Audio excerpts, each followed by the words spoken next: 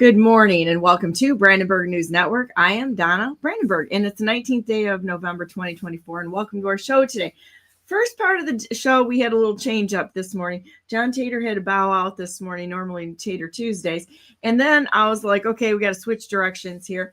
So I was going to play some Turning Point interviews, and then I got talking to my buddy here, Mr. Deal, the big deal, Chris Deal, this morning, and he had some crazy stuff happening. So I decided to switch gears. So Chris is here. How you doing this morning, Chris? Good. Second hour, we have on a woman named Carla who has got a CPS horror story to tell. And I think that we're going to have to come to terms with this because I can't believe how bad the situation is. That CPS is a for-profit human trafficking organization, which is probably the largest one in the United States. Did you know that they are getting paid about $1 million a child to take out of homes? Wow. And there's incentives to the workers, from what I'm hearing, that they're incentivized to remove children. So they get their bonus points or bonuses of some sort. And so that it just the sheer amount of money that is transpiring here is just unbelievable. So I don't know how anybody can look at this, and Catholic services and Lutheran services and Bethany and all of these organizations that are taking money for moving people around. I do not know why this is not categorized as human trafficking. And when you've got people that, 55 kids a day was one estimate of disappearing. I've heard 850,000 kids. And that's probably not counting what they're doing down there in North Carolina, what they did in Lahaina, the native children that are missing and such. What in the hell is going on here? Yeah, I think that, I think you're right about that, definitely, because people have been killed over exposing or just saying what you just said. There was a couple whose wife was in Congress at the time, a representative. She brought it. She had a press conference, and this was maybe 7 years ago, or 6 years ago, 5 years ago. Yeah, I remember that. Yeah, she brought it to the forefront, and 2 weeks later, her and her husband were found dead in her house. And it was the daughter that found her mom and dad. That's sad. I mean, and honestly, I just can't imagine the amount of heartbreak that goes with this. Like they tried to take away a guy that was standing with Ammon Bonde when they were trying to steal his land. His name is Diego Rodriguez, and they took baby Cyrus away. It took him about a week to get him back, but it's over stuff. And then 85% of the kids they take as the reported number, they say, "Oh, sorry, we made a mistake." Now, I want to put this in perspective here. How many people that they made, "Oh, sorry, we made a mistake on your bank account," and screwed everything up from there to, "Oh, sorry, we made a mistake on your retirement account. Oh, sorry, we made a mistake coming into your house." How many people would put up with this? Or how many people, if you made a mistake on your taxes, how many people wouldn't be sitting their sorry butts in jail? I'm dead serious about this. And I really can't come to terms with this at all. It's disgusting. Well, Donna, that's the two-tier system that we live under. That when we make a mistake, we break regulation, which brings up a code, and the code states that if you do that, this is how much you're owed to pay the government. It's like speeding. It's not a law. If you go 5 miles over the speed limit, technically, in their language, you can be given I call it a bill, like a restaurant bill or a water bill. You're given a ticket, which states that you have to pay the government dollars because you broke a code. You didn't break the law, because breaking the law is when you commit bodily harm to someone else, cause it, or property, and that's when you break the law. These codes and everything are just fillers to just over taxation. It's a taxation, is the way I see it. Well, it's like they're making money off of everything, and they really don't care who they hurt. It's the craziest thing. It is just the craziest thing I have ever seen in my life. And I don't know how normal, sane people can look at this and come to any other conclusion other than the fact that these people are absolutely evil. I mean, look at what they've got with their funds. They've got a special fund that they use if they have any allegations for sexual misconduct. They've got a fund that they can tap into to defend themselves. Or to hide what's going on. I think that's probably more appropriate, but I just really, it's just really heartbreaking. And it just seems to always center around the perversions that they seem to be addicted to. I don't get it. I just don't get it. I don't get how somebody in CPS, knowing the system, you can't tell me that they're innocent. The ones that are involved in this, they're complicit from top to bottom. It's just like the government. They're complicit from the governor's seat down to the townships. Yeah, well, it's like they create a system within a system that is redundant. It's all redundancy. And like one person that was involved in this once told me that they have a coding system that they have a certain list of questions that they ask the people, about the child, talking about CPS, the interviewer that goes to the house when, say, a complaint is made.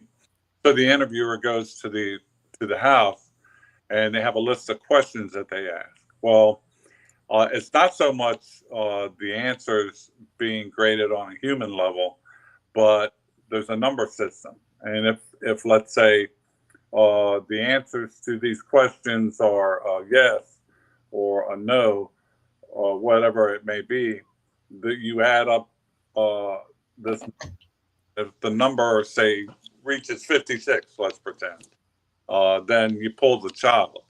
If it's under that, then there's a backup review, and if in between this area, you leave, because otherwise there may be accountability on the government. But they definitely have a system whereby it is perceived by us that that person, that it makes it look righteous, for that person to have had their child pulled. And so it's all pretty much an evil system. I mean, it's like I've always said, World War II ended, but the ideology did not. And the people that left there in the Americas, I'm kind of touching on a whole different thing, but that was, we've been infiltrated by that, and I think, which is evil, based, and it's just we're seeing it come to a head. Well, you were talking about something else, a tragedy that happened around you, and some of the things that you've seen around you, like yesterday. And that's why we thought it was important for you to come on and talk about this, because we have to look at the things around us that don't make sense and say something. And then what we've seen in the past, I mean, on a personal level, I think that's really where the news needs to be, because I don't know. It's like I watched this whole alien nonsense that came out with a panel, it's been a big deal. There are 4 guys that are saying, yes, there's aliens, yes, there's aliens. And I'm like, so we're going to believe what they have to say now? Are you kidding me? They're lying their ever living behinds to us, off. And it's like, it's like, so now because we want to hear about aliens, everybody's like, see, they're telling us the truth. It's like, really? How do we know they're telling us the truth? And why now? It's like I'm not buying any of this. Not that I don't think it's possible, but it seems way too curated. It's just like that FEMA setup here with the 350 trailers that they were dropping off. That guy that was sitting in the seat was reading off a paper. Somebody gave him a paper that had the narrative written on it, and the guy in the council was reading that off.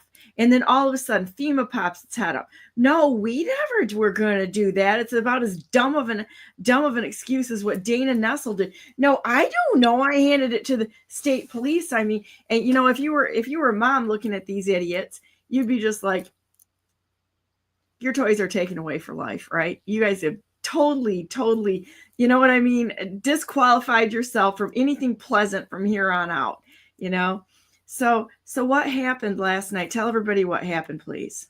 So I get home like around 12:30, 1 o'clock, and I get a knock on the door, and it's my roommate, and he says, "Hey, I got some bad news." So I opened up the door, and I said, well, what's up? He says, Adam and Gracie were found dead in Adam's house. And that's your landlord, right? Yeah, that's my landlord. And we kind of grew kind of close because he was the one that bought the house which I'm living in, from a friend of mine that I was living with at the time. Well, that person went ahead and sold the house for cash, $400,000, right, to this guy. She got out of whatever she was indebted to, and he just everything he buys, he paid cash for. He was flush, but there's a lot of things, it's like wrapping my head around this is I have to stick to facts. I can't assume anything. So there's a motivation for why people do the things that they do. And to get to the motivation, you have to find out all the facts first, and you have to take those facts, and you have to also get the person's living conditions, the way that they lived, bills that they had to pay, doctors. You have to look at that whole person, right? And then the facts outside of it, in relationship with that, you get the whole story of what happened. So here's a guy that's from Poland that comes to America, and he's had a couple of wives, I think. Yeah, he's had 2 wives, and very money oriented, very you could say business minded. The only thing, knowing him, I'll say it. He just, it seemed like his focus, his concentration was money. That's all that mattered. And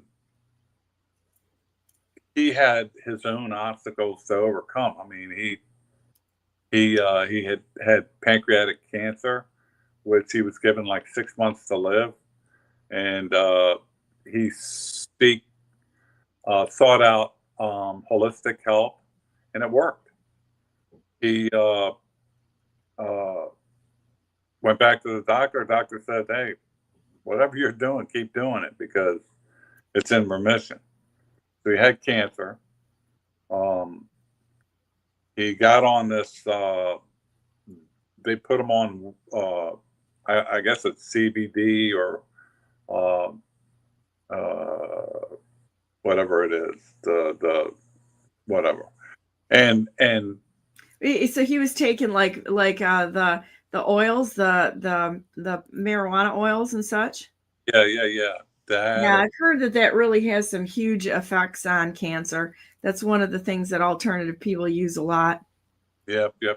And so anyway, I guess, outside looking in, here's a guy who, and he also kind of suffered depression, around when he got this cancer. And afterwards, during the treatment, he kind of changed, personality changed. Well, he became like how?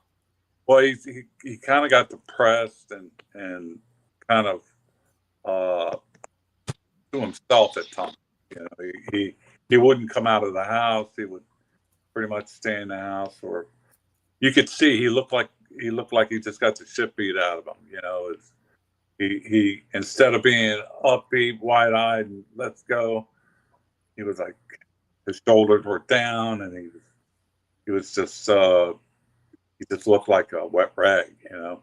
The past couple of days, like he was here, and he sat on a tree stump out front for like 45 minutes, just sitting there, staring. And I walked up to him. I said, "Hey, John, Adam, how you doing?" And he's like, "Oh, fine, Chris, I'm fine." I said, "Okay, good." I saw you sitting there. I was wondering what was up. He said, "Oh, it's okay." I said, "Okay." Really nice guy. I just hard to wrap my head around why. Anyway, so and he talked to the neighbor for about 30 minutes about something, what I don't know. But everything about Adam was about money. And he would never give you anything. He would look for help for work, for example, for people to work for him, to pay them under the table because he could get it cheaper that way, his help. And he saw that as a profit. I mean, every detail of his life was about, can I get a deal, or, make a profit off of it? And so I think that sort of separated him from reality in a sense, to be latched on to something so materialistic that almost like it's like an evil entity that gets you focused on one thing and then attacks you with something on the side that you don't see coming, and it destroys you. It's like the depression, and then maybe the depression set in. Like maybe he started buying stuff when he found out that he was okay, that his cancer went into remission. He started buying up cars, and he bought a couple of houses, and he started really doing things. And then the other day he comes back, when he was sitting on that thing, he told, this is what John told me. John said, he was, "Hey, what's wrong? He said to John told me, he said, "I fucked up. I fucked up." I said, "What do you mean? What do you mean?" The money.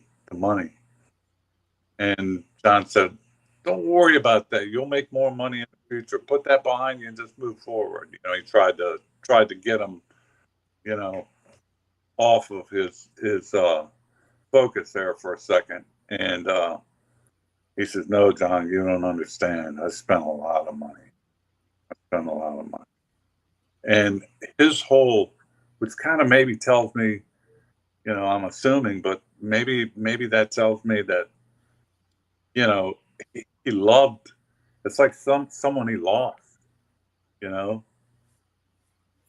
It's like that was his whole world. Well, you go back in history and look at World War II, when, before World War II, look at the Great Depression, when people started losing their money. How many people committed suicide because they couldn't handle They couldn't handle what they had built and watch it being taken away. Well, I hope everybody understands that we're probably going into a time where we're going to see a huge crash, where we've had incredible inflation. Things are not the same. And they're going to get worse because of I think that President Trump can turn it around. But between now and when President Trump takes office, there's a lot of play in what can happen. And not only that, in life in general is very, very unpredictable. The only thing that we have that's predictable is God Almighty, and that's it. The rest of it is kind of like a little nerfy, okay? And it's even, it says it in the Bible that God gives and he takes away.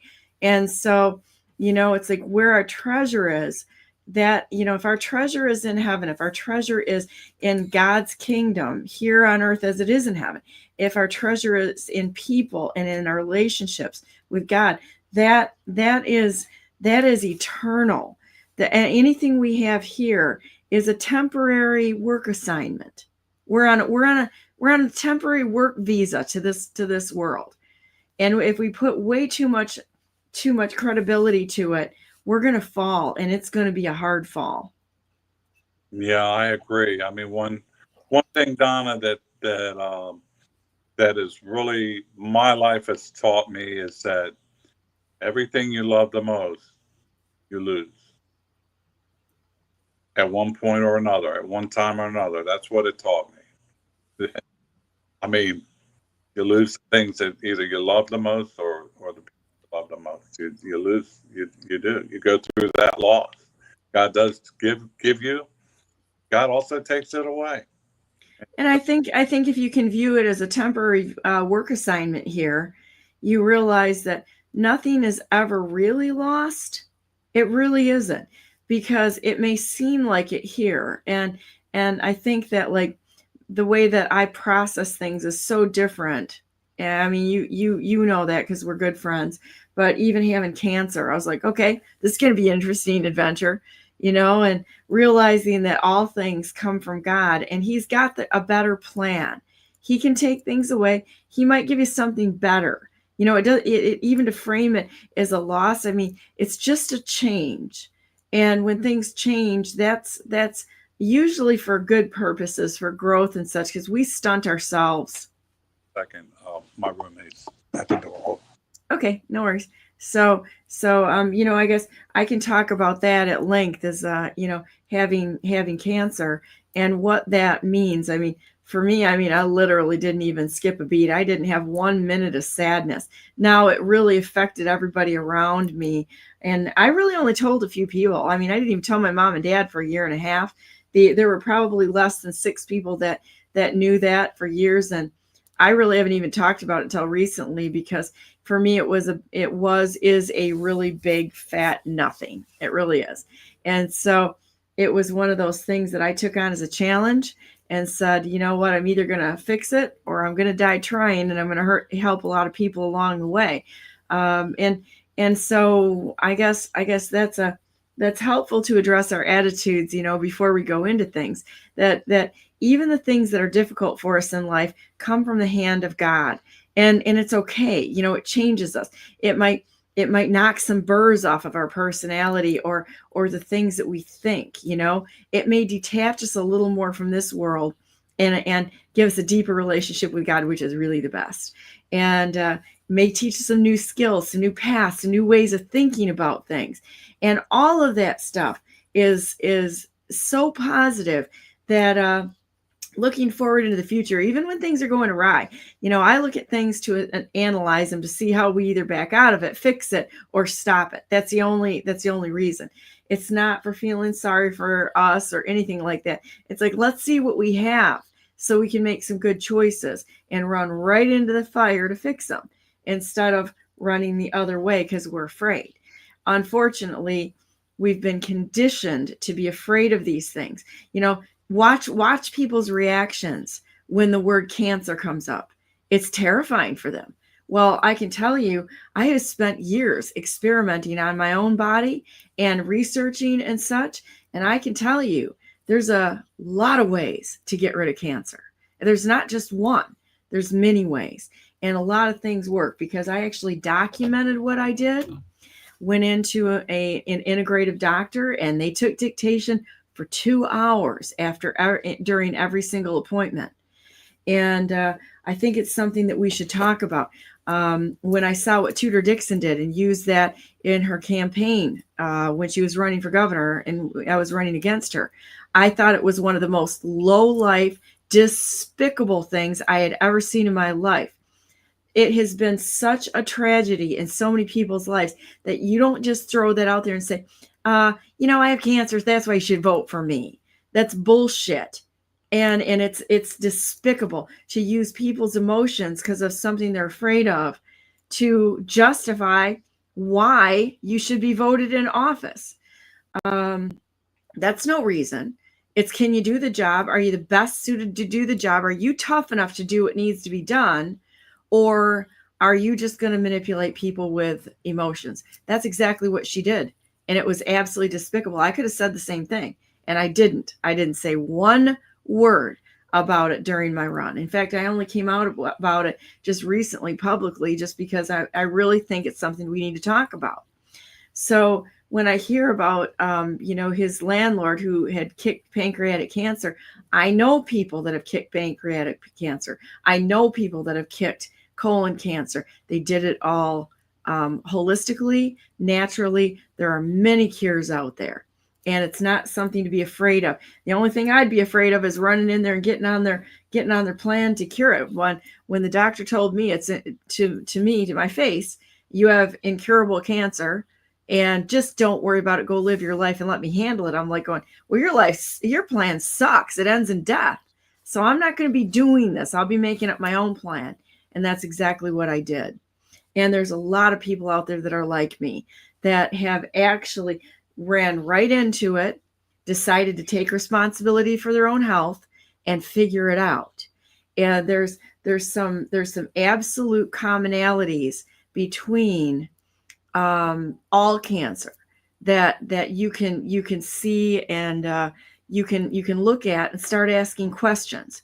But you can't do that unless you run into the fire, just like we're doing politically, truth, health, all that sort of thing. You can't be afraid.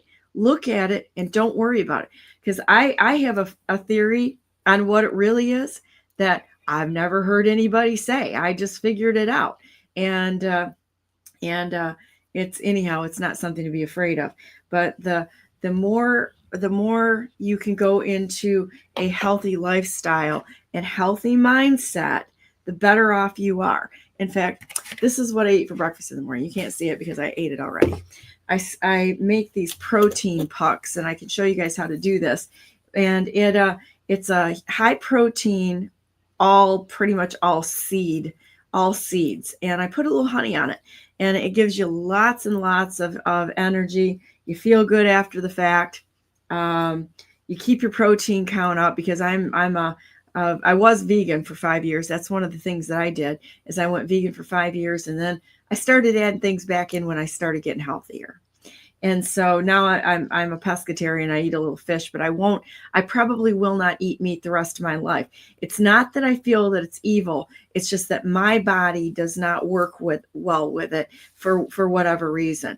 And so I just made the changes I needed to make. I don't feel sorry for myself over it. We just go forward. We figure it out, and don't look back. Don't look back. So something that Chris was talking about just now, I'm assuming he's getting more information about the two people who they found dead last night that he knows personally. I think that there's the story of Sarah, Lot's wife, that looked back and was turned into a pillar of salt. Well, first of all, I don't think they ever really quoted her name. It was always Lot's wife, but it was assumed that it was Sarah, but I don't know if it actually was Sarah or not. And so that is an assumed thing. So at any rate,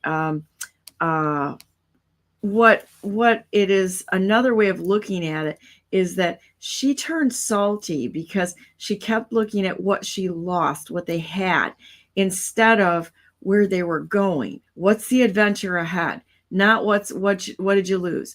because if you've ever known anybody that can't make a break from the past, I do, that couldn't make a break from the past and mourned every day what they lost. They mourn every day what they lost. They go back to that. They're reliving it over and over and over again. They will never live a full life going forward because they're so stuck in the past. And going forward from what we have right now, I think what we have and what we've been living for the last few decades pretty much sucks. And sucks not just sort of, sucks colossally. And we're going to have to make changes, and real changes and big changes, and not look back at those things that we liked about this time of life, but go forward to the new adventure. And that's going to be healthy. Doing okay, Chris? Yeah. Some just an update on that stuff. Okay, so the son, Mike, came over to get the dad, who was going through some depression things, to take him to the doctor concerning. He goes to the sliding glass door because he can't get through the front door. Goes to the sliding glass door to the bedroom. Sees feet in the bed, and so he starts knocking on the window. Come on, gotta go. And no response. So he calls the police. He was former police also. So police tries to come in the house, and the police say, "No, you don't need to see this." What the police found was a computer open. It was on a stove. On a what? Yeah, I missed it. You broke up. Stove that was turned on. So here's my computer. I put it on a stove, on a burner. Then I turned the burner on, electric stove. And the police said there was an awful, god-awful smell in the house. So, and they wouldn't let the son in. Said, "You don't need to see this." And they're calling it a suspicious death. So that's all I know. Was there any other reports of like violence or hostilities there? I'm going to assume that there was. Well, they didn't say.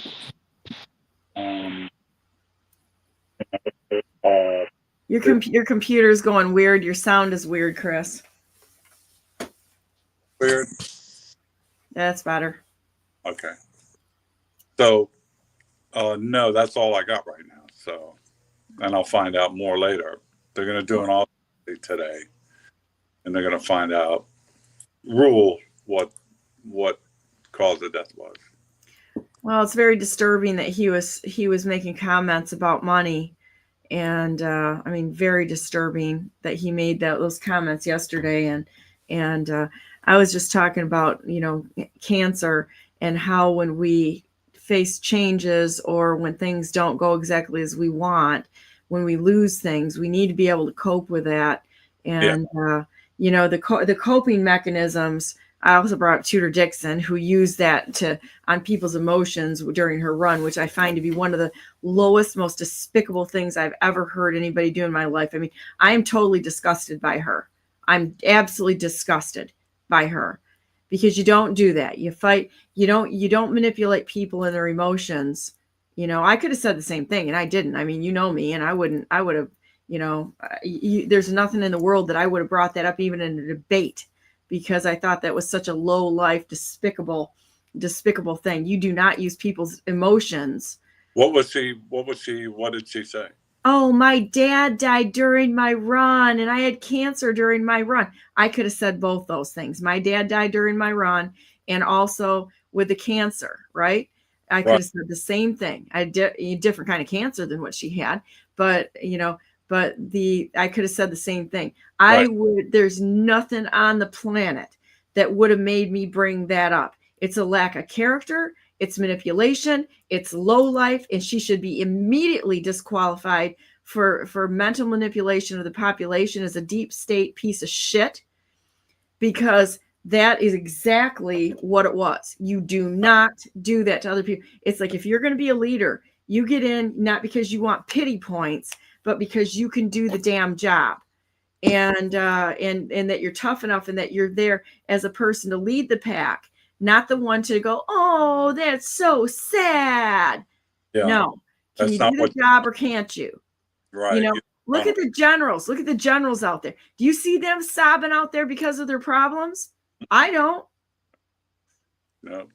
Are you qualified to be, in a military position because, oh, you've got so many problems? Probably not.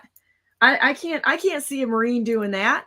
They're going to power through like with half their body shot off, and they're going to keep going, and they're not going to sit there and ask for pity points. Right. Or people die. And what happens if you really get into a tough situation, Tudor Dixon? And then you really have to see that you're going to turn into Dana Nessel, little girl, and go, I don't know what's going on here. What could this possibly be? I gave it to the state police. This is like something that an 8-year-old little girl would do. Unqualified. Not an adult woman. I don't think people have actually met many adult women. I really don't. Yeah. Yep. I agree. We got this little baby nonsense bullshit going on. It was like, man, I wish you would have met my grandma. She made me look like a, and she fought for women's rights. She was born in 1901.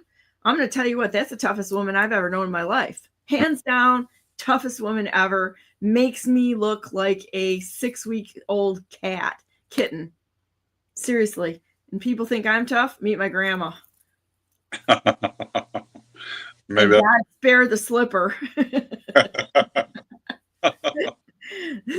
You were in trouble. That's what she would paddle you with. She'd get the slipper out. Yeah. Did I deserve it? Probably. Yeah.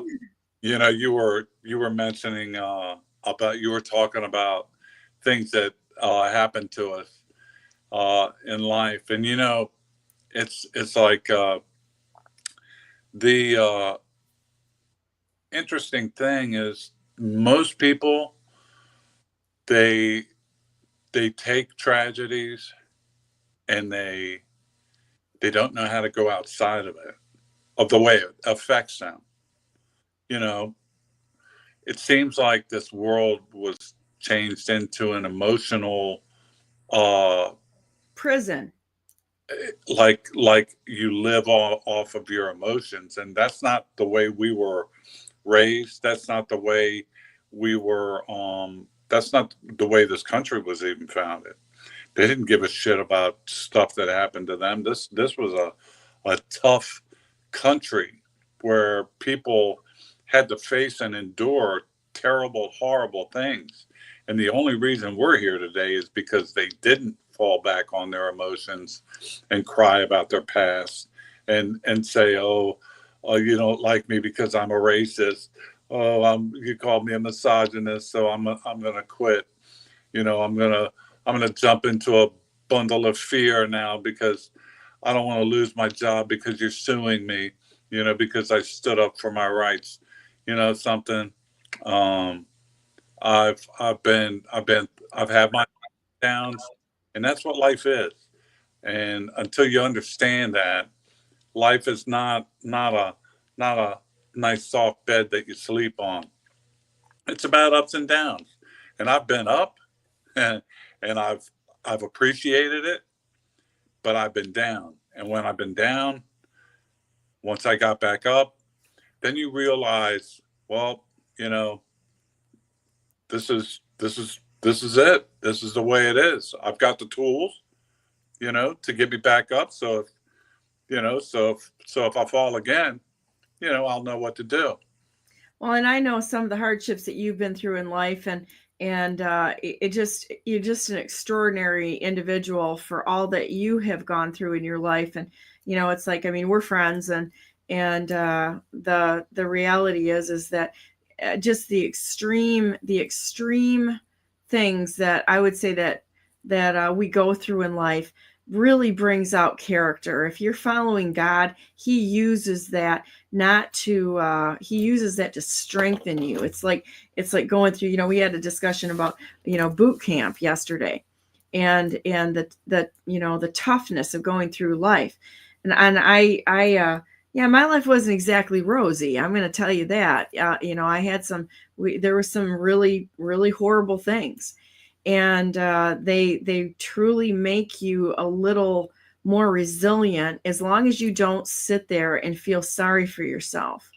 And look at that and go, well, I guess I won't be repeating that again. Or, well, I'm not going to do what those guys did or those gals did, because this is just wrong. And not look at yourself even as a victim or somebody that is in a bad spot. You just learn from that, move on, and don't look back. And I was talking about Sarah and Lot.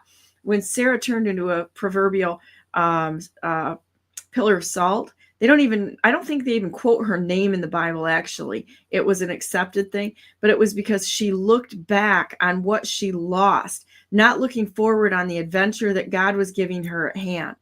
And if we don't learn to think that way, we will forever live in the past, mourn what we lost, which you can't compete with a ghost, because we make these stories of our past much more than they were.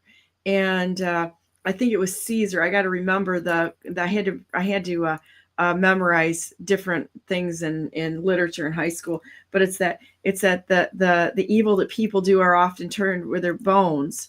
Well, the good, I'm not going to quote it exactly. I'll choke on this. It's been over 45, 50 years. Well, the good is often turned in their bones. I should look it up. But the point being is that people remember all the good things in the past. They don't really remember as many of the struggles unless you're caught in a very psychotic loop. Most of us will remember, oh, I remember when this happened. It's like you ever watch that show on South Park with the member berries? I remember. Do you remember? It's hilarious. I missed that one. No, it's absolutely hilarious. Totally irreverent on stuff, which is why I probably, with my warped sense of humor, find it to be absolutely hilarious. So yeah, It's yeah. So, well, I'm very sorry for your loss, and it sounds like it was probably a very suspicious and unfortunate. And so it's Mike is his son? Yes, he's got a couple of sons named Adam. He's got, from one wife married into, she had a son named Adam. They had a couple of kids, and then they got divorced. He went with another girl, and they had kids, and he named the son Adam. So he's got a couple Adams in it. Like George Foreman, George. Yeah, George. Hey, George. Well, let's stop and pray for them a minute. And I really think we should pray for them and everybody in this situation, because of, what a horrific thing this family is going through. And, that God would carry them through this. You want to pray, or do you want me to? You can go ahead. Dear Heavenly Father, I don't know why these things happened. And I thank you that Chris is involved, because he is such a blessing to everyone around him, in being able to kindly, gently, and accurately help people through situations that are negative. And I ask that you would have your favor rest upon Chris as he goes forward to help this family in any way that it presents itself. And I ask that you would bless his children and the people around him and his wife. They all have families and such, and the effect that this has on all those around them. And whatever happened there, don't even really know how to pray for this right now, but you know how to deal with with a situation of incredible loss. Please give them peace, your peace that passes understanding. Send them people to help them through this situation. Keep depression and despair far away from them, and give them the strength to walk through this the best way that they can, and as you lead them. Not a fun situation at all. This is a tragic situation, and it's so hard for us human beings to process these type of losses. But we know, and we're going to trust that you have this situation well in hand, and that there, even though it seems bleak right now, that good things will come out of it, and everyone in the situation will walk forward in a very stable, healthy mindset. And remember the good times, but walk into the next adventure knowing that you can keep him and his wife. You can keep Adam and his wife and everyone in the situation safe and secure, that you would hold them and heal them and keep them safe with you in heaven. I pray that to be true, and that they would spend eternity with you, while you would be able to help heal them through their hurts, and give everyone hope. We know that you are able to do all things. We don't know any more about them than that, but we pray for them, and we pray for the peace that passes understanding for everyone involved in this, and that there would not be a repeat crime or a repeat instance of this that would happen with anyone else near this situation. Thank you so much for being with us in our good times and in our tragedies.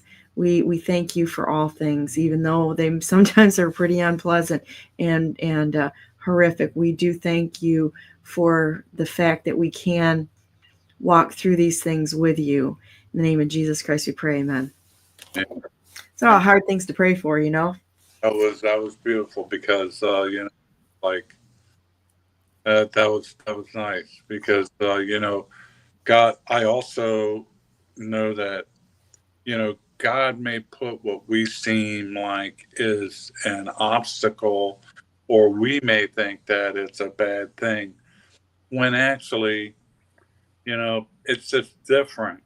When you kind of take yourself, I take myself sometimes out of my own body, but to look at it from the outside, because it's not so much about us as it is about maybe the will of something greater.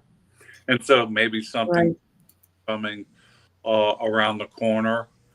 These differences in our lives have to occur in order to move forward. Well, and I think that's a good way to look at it. And that's the only way really to handle crisis. You can't be in a crisis and have your emotions going crazy. You're absolutely worthless. Anybody that has their emotions not under control in a crisis is totally worthless in that situation. I mean, it's true. I mean, you've seen it. I've seen it too. What was that? I said, you're hardcore, girl. Well, it's true. It's really true. In fact, I was talking to one of our superintendents that worked for us for years, and I just love this guy so much. He's amazing, and his name is Tony. Tony's probably out there. I love Tony. He is a very, very smart, elegant man. He's a grandpa, and his wife Susan are just wonderful people. I love them to pieces. And he was telling me about some of the tragedies he went through as a superintendent of jobs and such, and what happened. He worked in Algiers. He worked all over the place, and told me about some terrible tragedies, because when you work with heavy equipment, you're going to see injuries, and sometimes they're just absolutely horrific. And if you don't see them, you're going to be affected by them, because it's going to happen around you somewhere. So when you work with the big gas companies and that sort of thing, you're going to see them. Okay. So you have to be able to deal with it. Now, going forward in this nation, we're probably going to see some tragedies. It's the way it is. And so you're going to have to be able to deal with it and get outside of your emotions. So he talked about one incident. He said, I'll never know how it happened, but a guy was going up a hill or a mountain in a dozer. And for some reason, a rock way up the hill from him, let's see where I'm at here. That way, came coming down, boom. And it made a jump. It made a jump just before it got to the dozer. And he said it was a huge rock. I'll just call it a rock. It wasn't quite boulder size, but it was a rock size. Perfectly fit through the cage in the cab and squished him in the seat. And it just went boom, boom, boom, nailed him in the seat, tipped the dozer over backwards as he rolled down the hill, but he was dead with a boulder coming through the front of the cab. And he's like, everybody was absolutely losing their mind. And he said, he said, I just went there, and he said, people think I'm really cold. He said, it's not that I don't feel it. It's that when you have to deal with something, you have to set your emotions aside so you're thinking. And he and I are very similar in that way too. And people think you're really cold. It's like, no, we're just adults dealing with business. It doesn't mean we're not sad. It's just that we compartmentalize that off to the side for a moment. Yeah. Yeah. And then you come back to it later. You come back to it later, and you're able to process it. It's actually very healthy, because even when you come back to it later, you're able to put things in perspective, because you can analyze what you've been through or what you've seen. It's like my father-in-law was blown up in a horrific accident. And I can talk about that for quite a while. I've got pictures of that. It was just horrific. We lost 3 large buildings when that happened.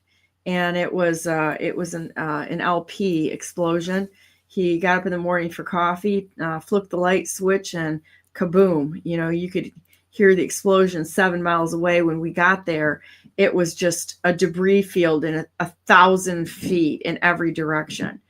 And didn't know where he was. We're afraid to walk anywhere because we didn't know where he was, or fragments of him. I mean, it sounds really, really horrible, but he ended up blowing down into the basement, and they found him about 45 minutes later, but he did die that day. And you go into a coping mechanism. And I would say that the best people I've ever seen in a crisis would have to be myself and my husband. I remember getting out of the truck. I'll never forget it. He's facing his dad's absolutely for sure death.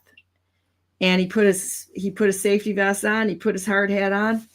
Only words he said as he looked at me, and he just said, this is recovery, not rescue. And that was it. And then started walking, and it's like nobody knew where to go or where not to walk, because I mean it was splintered everything into about very, very small fragments, and it was not a small situation. It was huge. And that was quite an experience. But you kind of go into compartmentalization. You have to, because you have to deal with things, and maybe a little bit of shock too, just because you're just like, the hell. But so that had to be really, really hard for him and you to face. I think that it's because we're so good at compartmentalizing things, we go right into work.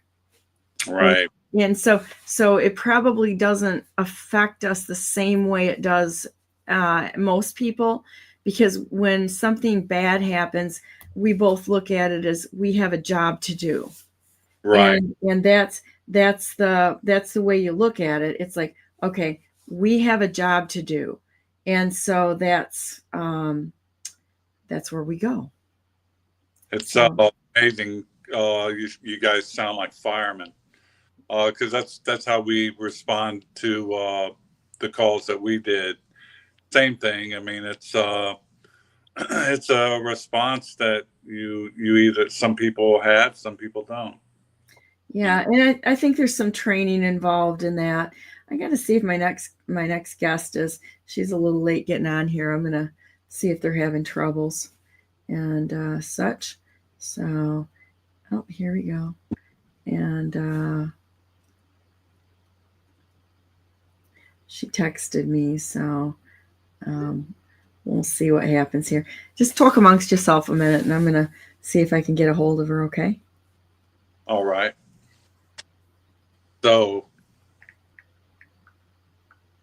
people, I really think that that's a remarkable story of the way that I seem to think that the leaders of this country should be like, because they have to deal with hardships that not only affect them, but they affect everybody. So that's kind of like the mark of a good leader right there. You know, being able to handle situations that where otherwise most people would, you know, flip out or freak out or just go into themselves. And I remember, you know, when I was a fireman in an EMTA, I'll be right back. Just keep talking here, please, Chris. And yeah, I remember. I remember some things that I can tell you a story about this. There was a carload of kids, high school kids, that were on their way to a graduation party, and they had just gotten the boy had just gotten a brand new Ford Mustang for his graduation. He picked up his 3 friends. They were on their way. They hit a telephone pole on 97, and the vehicle just blew up into flames. And when the guys responded, one of them tried to pull one of the people out. I mean, the fire was mostly done. The worst part of it was over, but you couldn't recognize anybody in the car. And he went to pull the one person out, and just the arm came, you know. And so he looked and he dropped the arm. He picks up his radio and he goes, 49 communications. And on communications, it's like, go ahead, 49. Yeah, I'd like to report 4 crispy critters. And those were the words that came out of his mouth. He didn't know what he was saying, but I mean, he got punished basically by the system for saying that, because it was pretty, you don't say things like that in FCC. Has very strict rules, but that was the way he was dealing. processing. Yep. The way he was processing it, as weird as it may sound, that was sort of like his escape, or his soft cushion to fall back on, was I don't know if you would call it a humor or whatever, but it was a way in which he was trying to, you know, process what he saw. Well, when people are in trauma, they're not going to always react in the textbook case of how you should. And right now, our entire nation is really kind of in trauma. That's what I see. I think that we are all in trauma. We've watched horrible things come out in the open, and so you know, you see people that react poorly from both sides, and you know, a wise person can interject certain words at certain times and decelerate the entire situation if we're careful and realize these people aren't quite in their right minds. And so what I saw at the GOP, the Kent GOP this week, is you've got people who have lousy communication skills. It was last week, I guess. Nick Pearl came on and talked about it. Lousy communication skills, first off, absolutely horrible. And they start sniping at each other. instead of sitting down and actually talking and being productive. And there's no leadership whatsoever happening. And so the problem is it just turns into a shooting fest because nobody's in charge. And I told somebody last night, I said, you know what the problem is? They and this goes back to trauma. They're all in trauma. They're trying to fix something that they feel out of control of. They've seen terrible things. People are in trauma. So they do dumb things. They say dumb things, and they are unpredictable. And so if we get tied into even that in a political realm or everyday life realm, we end up getting sucked into it, and we become as crazy as they do. The only way you can deal with it is put your emotions aside and treat it as and be able to treat it as a trauma situation and not react. I think that's just so important. Not react, just well. Take a walk around the building before you utter one lousy word, because those words can be so damaging. But I can't even imagine what our first responders and ER doctors. Can you imagine the ER doctors and staff? And they're expected to be perfect all the time. Veterinarians, and they're people are treating other people as non-human. That they're supposed to be perfect. You know what? Just get over it, because people are people, and there's nobody perfect. There was one perfect, and his name is Jesus Christ, and he didn't throw a stone. And that's just the way it is. Yep. Little grace in times of trouble. If you have a pattern, there's patterns, and that's something totally different, But I noticed also there's a lot of people. Hang on a minute. I'm going to say something. Carla's backstage. When you guys are ready, give me a thumbs up, okay? So give me a thumbs up when you're ready. So anyhow, go ahead, Chris.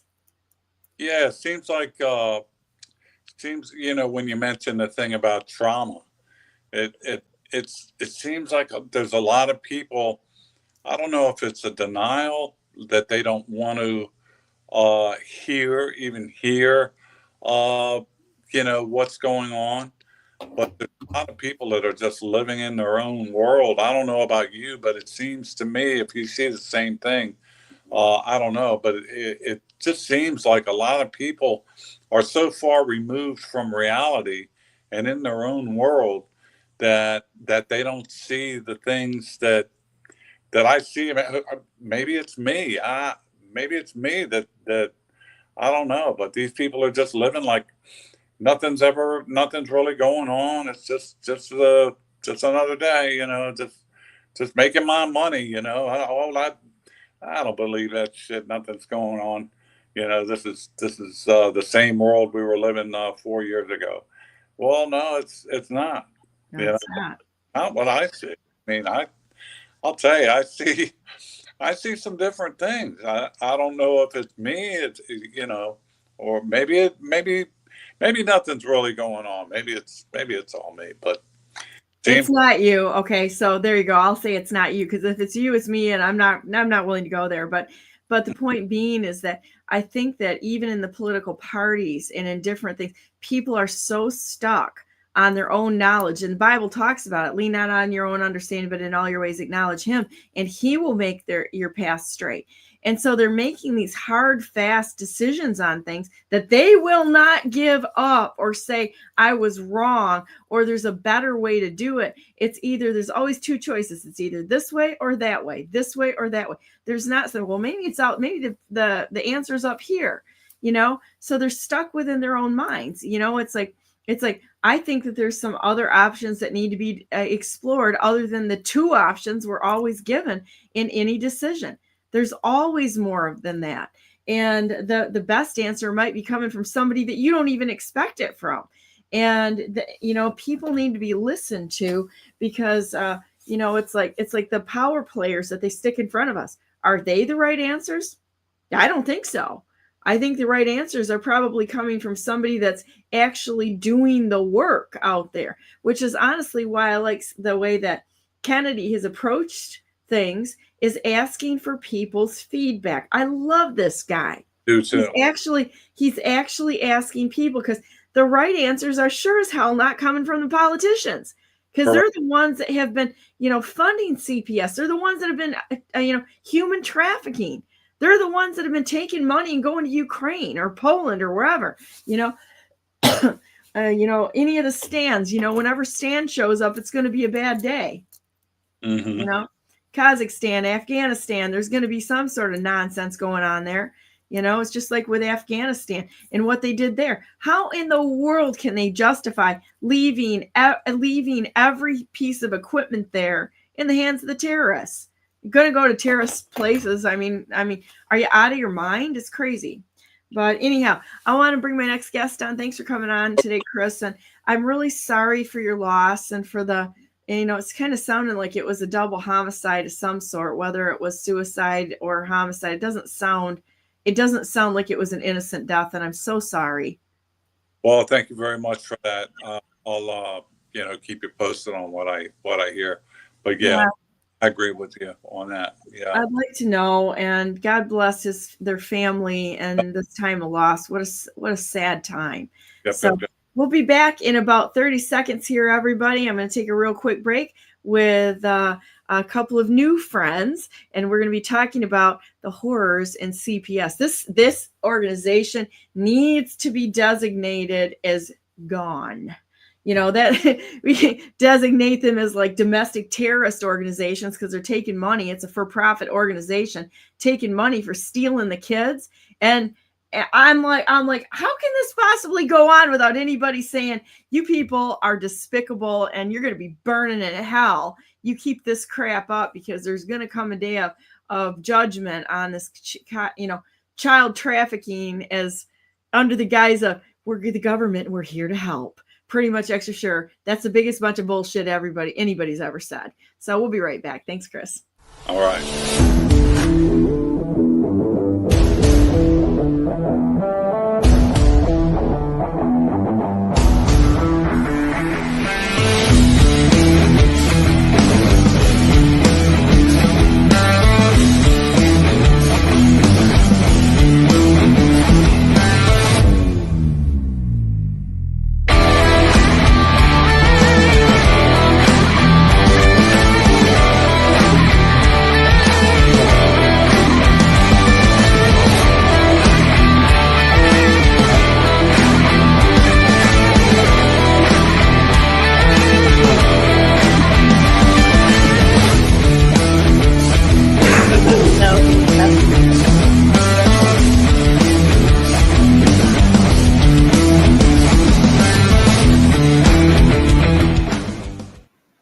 Good morning and welcome to the second hour of Brandenburg News Network. I am Donna Brandenburg and it is November 19, 2024. And welcome to our show. We're going to go right into the next hour with our buddies.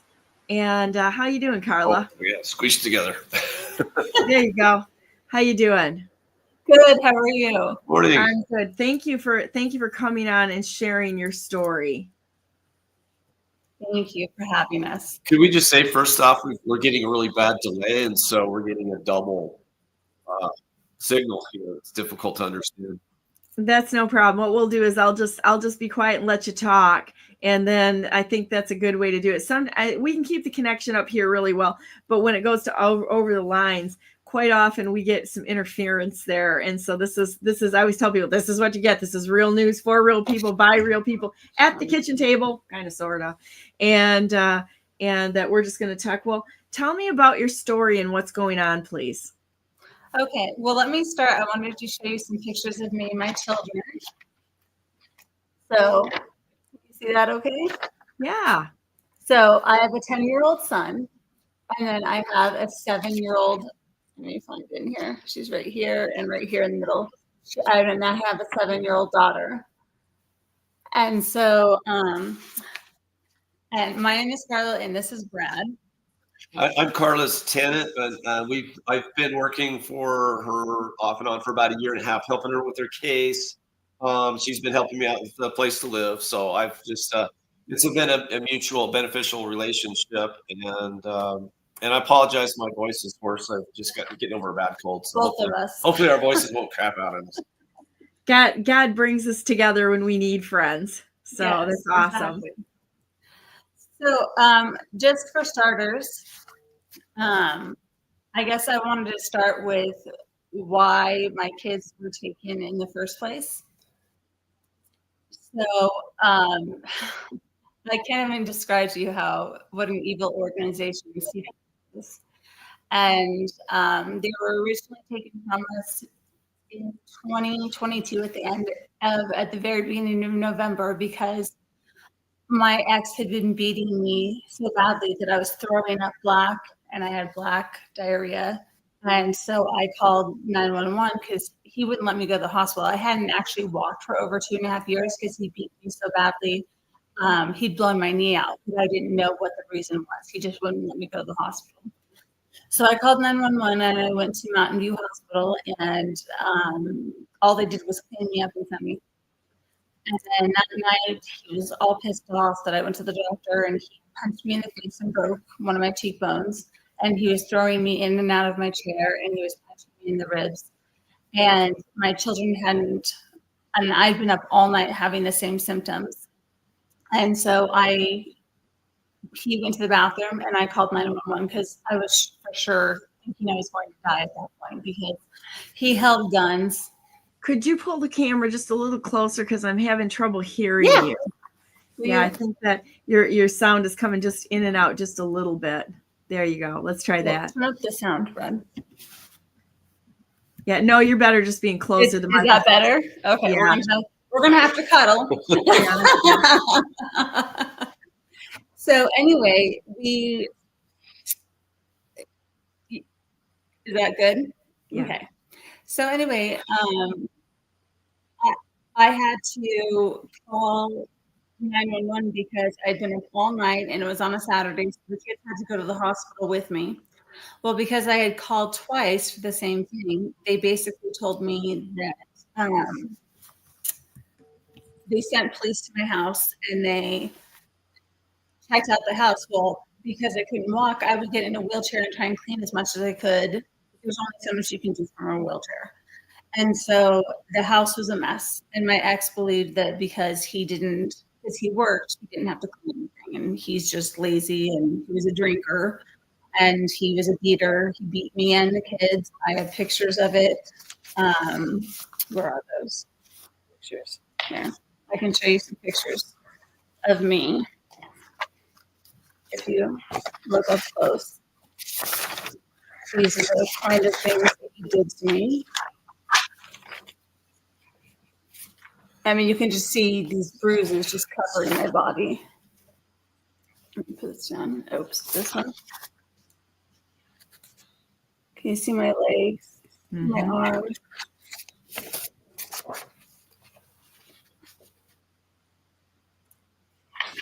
See my back? There's no way I could have done those to myself.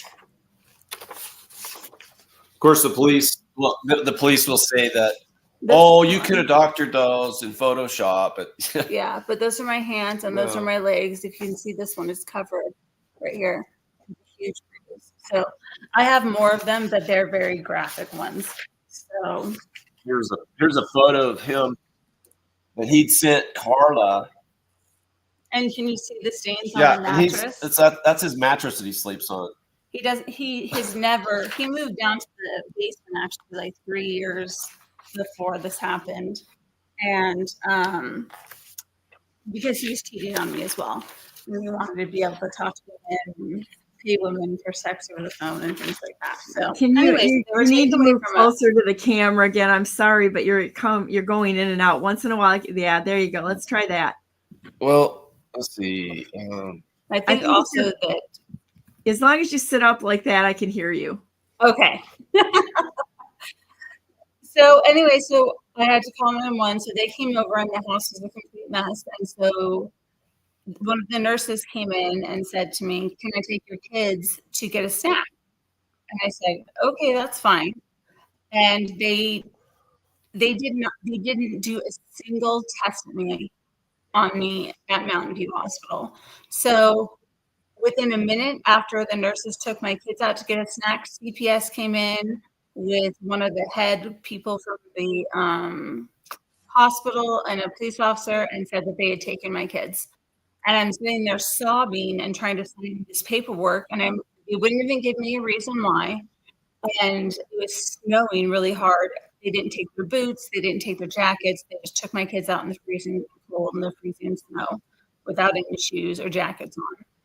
And so the person from the hospital told me that I was a terrible mother and that no one in Idaho could help me, and I would have to leave the state, which was a complete lie. And they doctored all of their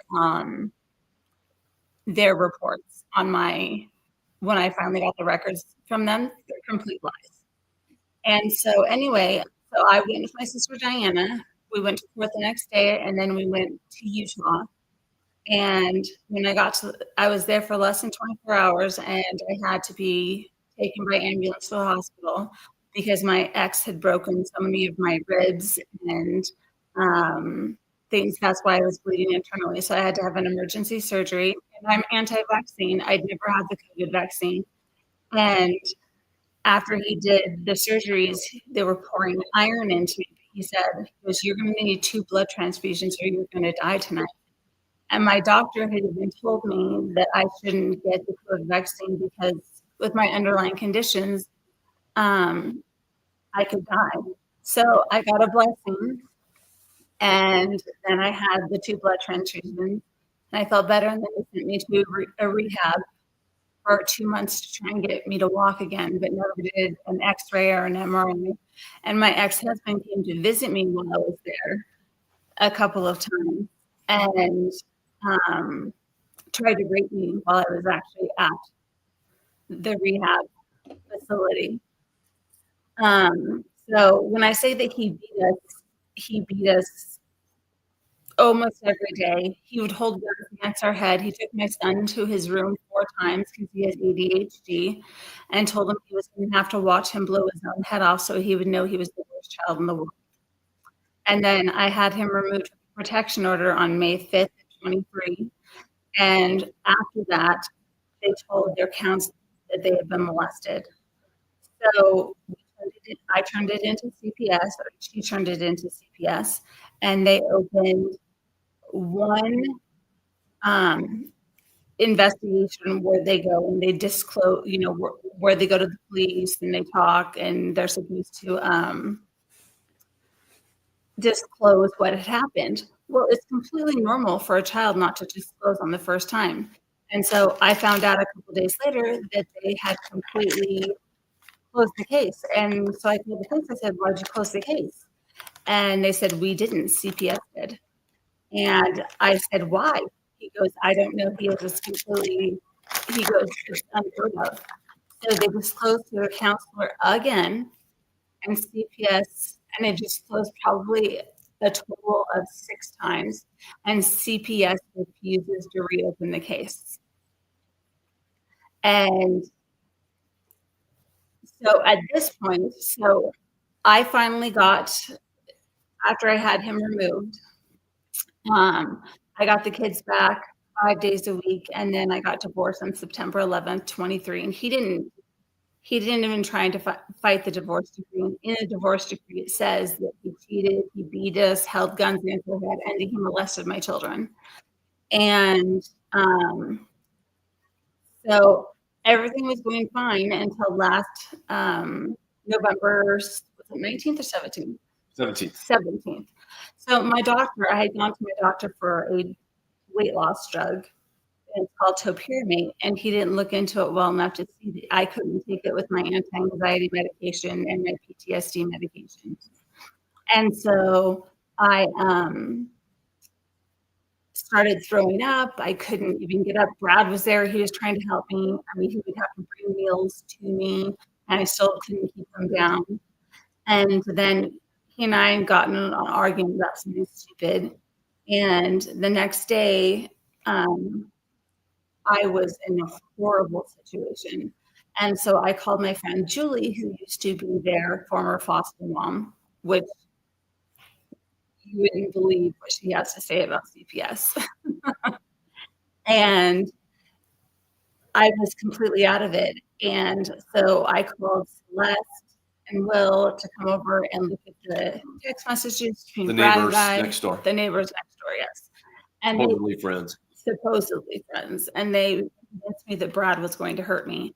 And I was very susceptible to any suggestion at that point because it can cause it can even cause psychotic episodes if the medication was so bad. So they came over when Julie came to get the kids after school and they were yelling at me. I have no recollection of them even being at my house. But later on that night, I called him and told him I woke up from a dream or I had an episode from the medication and I saw my ex standing over me with a gun.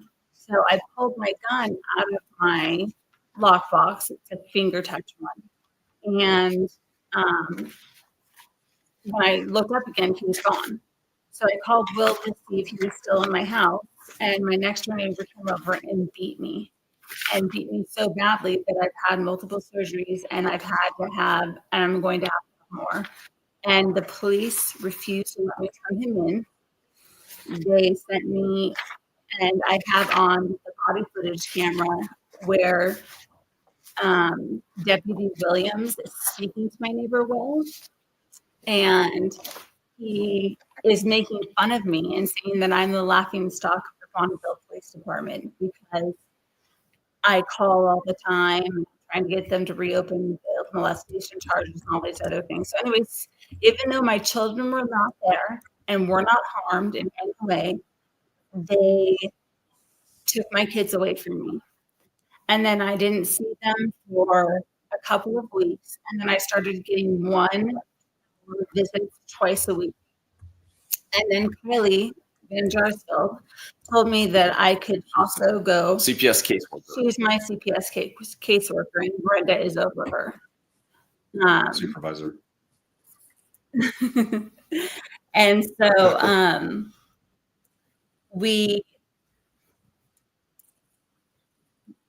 Kylie told me that I could go to church with my kids on Sundays. And so I'm like, great. Well, later on in court documents, we went to court and they said that I was illegally going to church with my children. And so the judge wouldn't let me talk. He's never let me talk. And I had a lawyer that you explained about Gus, my lawyer. Okay, Gus, that's his nickname, Sergei Stavinsky. He's a Ukrainian national. Supposedly won a citizenship lottery 15 years ago, and he before moving out to Idaho, he got indoctrinated at the communist indoctrination centers, what I call it, Columbia University, and has been a public defender in Twin Falls. Was for something like I don't know how many years, and then it just got to Falls. But he was definitely an obstructionist, and he seems to be one of the typical type of team players you hear about in CPS that's just going along to get along. And that was basically his advice to Carla, was just let's play nice and maybe they'll throw us a bone. But he didn't. He did a lot of things, like he would schedule a meeting before an important hearing 2 days before, and he wouldn't give Carla really the chance to prepare, for the hearing. We had affidavits, statements of fact prepared, documentation of exculpatory evidence, and he would turn it in. Never, nothing. So Carla's never been able to defend herself Ever. And it's mostly in these Zoom hearings, which I call unlawful tribunals, is what they are. They're unconstitutional. She's not allowed to defend herself at all. No. Especially when you got public defenders who are not helping out at all. They're just acting like they're dragging their feet, trying to run the clock out. And same with their new lawyer. Oh, another one too is he in the July 10th hearing, status hearing, he was supposed to subpoena 2 key witnesses. One was Aaron Harris, which is a psychologist. I had to have a psychological evaluation because, according to Will, my next door neighbor, I was a drinker, a drug user, left my guns out for my kids to play with, and that he thinks I have a psychological disorder. And so they sent me in for a psychiatric, actually. I had to have a psychological evaluation. And took 4 months. He kept canceling on me. I was paying for it, I thought, through my insurance. And so he told me, oh, I'm going to make CPS pay for it. So I called my insurance to make sure that they got paid out. And that's when I found out that CPS was paying for it at the time and that they were basically, he was in their pocket. So he wrote this psychiatric evaluation that had at least 12 complete, lies in them, false, just false information. He told me that it was so poorly written. My 10-year-old could have done a better job. And so, yeah, there's well over I made a list of things. We've got the actual psychological report here. It's it's got like something like over a dozen factual errors. Half of it was corroborative reports from other people, basically past mental health records from her therapist, also the nurse's statements from Port Neuf Medical or Behavioral Center in Pocatello during her cycle. They took me on a 72-hour cycle. Yeah, and then in the report was an interview with CPS caseworker and Brenda Wolf, whereas they, definitely demonized Carla. They were just almost everything they were saying was misleading and taken out of context. You got to understand, because they're going to say anything and everything to break this woman, because she's a threat to them, because she's standing up to them. Okay? They don't like. Nobody in the state likes anybody to stand up to them. Yeah. You know how that goes. And then also this psychologist interviewed her, Gus. My lawyer. Yeah. And he's, I would love to read, if we have time to read some of this stuff. I don't know if we do, but there's also, she also interviewed the former foster mom and her friend Julie, who really deserves an interview in itself with her and Carla. Mm-hmm. But she wrote a 9-page scathing response, and how badly CPS misquoted her and twisted her words. It's just beyond the pale. Yeah, and Gus, my former lawyer, his big idea was for me to sign up for full custody of my children to Chris, and then once it was over with CPS, that I could just use my divorce decree, because I got full custody of them, and get them back. And I said, Gus, how stupid do you think I look? I said, if I sign up for all of my custody of my kids, I'm gonna have to fight in court with him. It'll be crazy. And so when I went, I gave him a document like this thick, and he didn't turn in a single thing to the judge. And I was also badgered by Mark Withers. He was having me answer yes or no questions only. I got my, so I'm no longer allowed to take pictures at my visits. They made up so many lies. One of the lies was that Kylie Van Jarsfeld had given me permission to go to church. I started telling you that earlier. And then later on, after they removed my children from the Duckville home, they told me I couldn't go to church with them. But at court, they put in there that I was going to church with my kids illegally. They had never given me permission. But I had proof in text messages from Kylie and I. And I tried to show it to the judge. And my lawyer, Gus, covered the microphone and wouldn't let me talk. And anger doesn't even begin to describe what's been going on. They had been helping my ex, who they know. I have recordings. I had to get together with him to go over our mortgage. He doesn't get any part of the house, but his name is still on it because the interest rates are so high. I don't want to buy him out right now. I'm hoping with President Trump it'll go down. And so I played him. I'll be honest. I played him. And I got everything. I recorded everything that he said. And he was telling me that Kylie Van Jarsfeld was helping him with everything. She bought bunk beds for the kids. She brought over tons of toys and clothes. My kids were coming to my visits wearing clothes that I had given the foster parents. And Chris was living with a meth user who was also a prostitute. And Kylie knew it and didn't do anything about it. And she specifically told him, and I have all of this on a recording, that he needed to make sure he got the divorce decree changed before this was over. Otherwise, he wouldn't see his kids again. And then at our last hearing,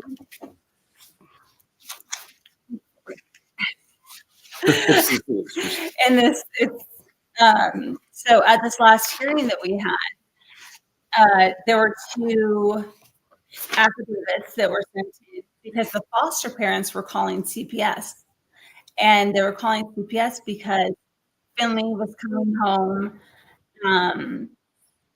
filthy, dirty, and she smelled like pee because she has to wear a diaper at night because Chris lets them watch horror movies, lets them play video games all day long. This was according to the new foster parents who I really like. In the report to the court by the caseworker. Yes. She's not allowed to really communicate with the. No.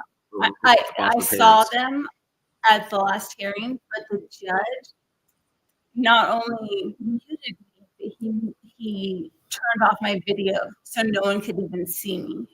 And I kept trying to fix it and he kept changing it. So which is illegal because everyone else, I could see everyone else, but no one could see me.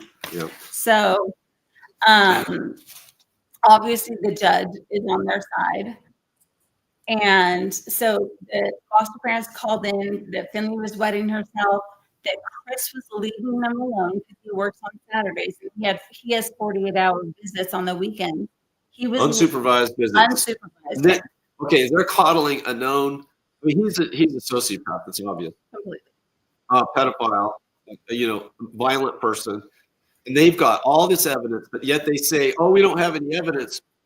The kids have disclosed, between the 2 of them, at least 5 times. Mostly to therapists, and one other time to a CPS investigator themselves who had reached out to talk to Carla. They were sent from the health and welfare from Boise. I think she was a local Pocatello investigator when the kids were in Pocatello at a different foster home. Okay, this was after they got yanked out of Julie's house, her friend and former foster mom. It's crazy. And so basically they're coddling the abuser and they're trying to reunify, the kids with a parent is what they say. That parent is Chris, yes. The ex-husband, the abuser. Yes. This isn't the first time they've done this.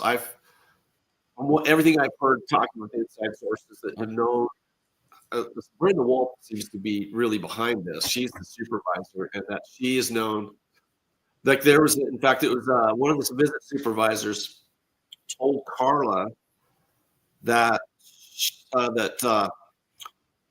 Brenda had, or that CPS had given custody of a kid to a guy who was homeless. Okay, and he was an abusive guy. I actually think I saw them in town. Maybe they live in southeastern Idaho, Idaho Falls area. I saw this, I think it was the same person in Idaho Falls, and this kid was very upset, and I saw them walking around town. I think that was the same people. But this is, and then inside source within health and welfare has told me that CPS is out of control, and quoting them. This is through a trusted friend who told me this, that CPS is, she's just sick of their petty bullshit, and she says that they're out of control. Okay. Not only that, I have an inside source at the court who used to work at the courthouse.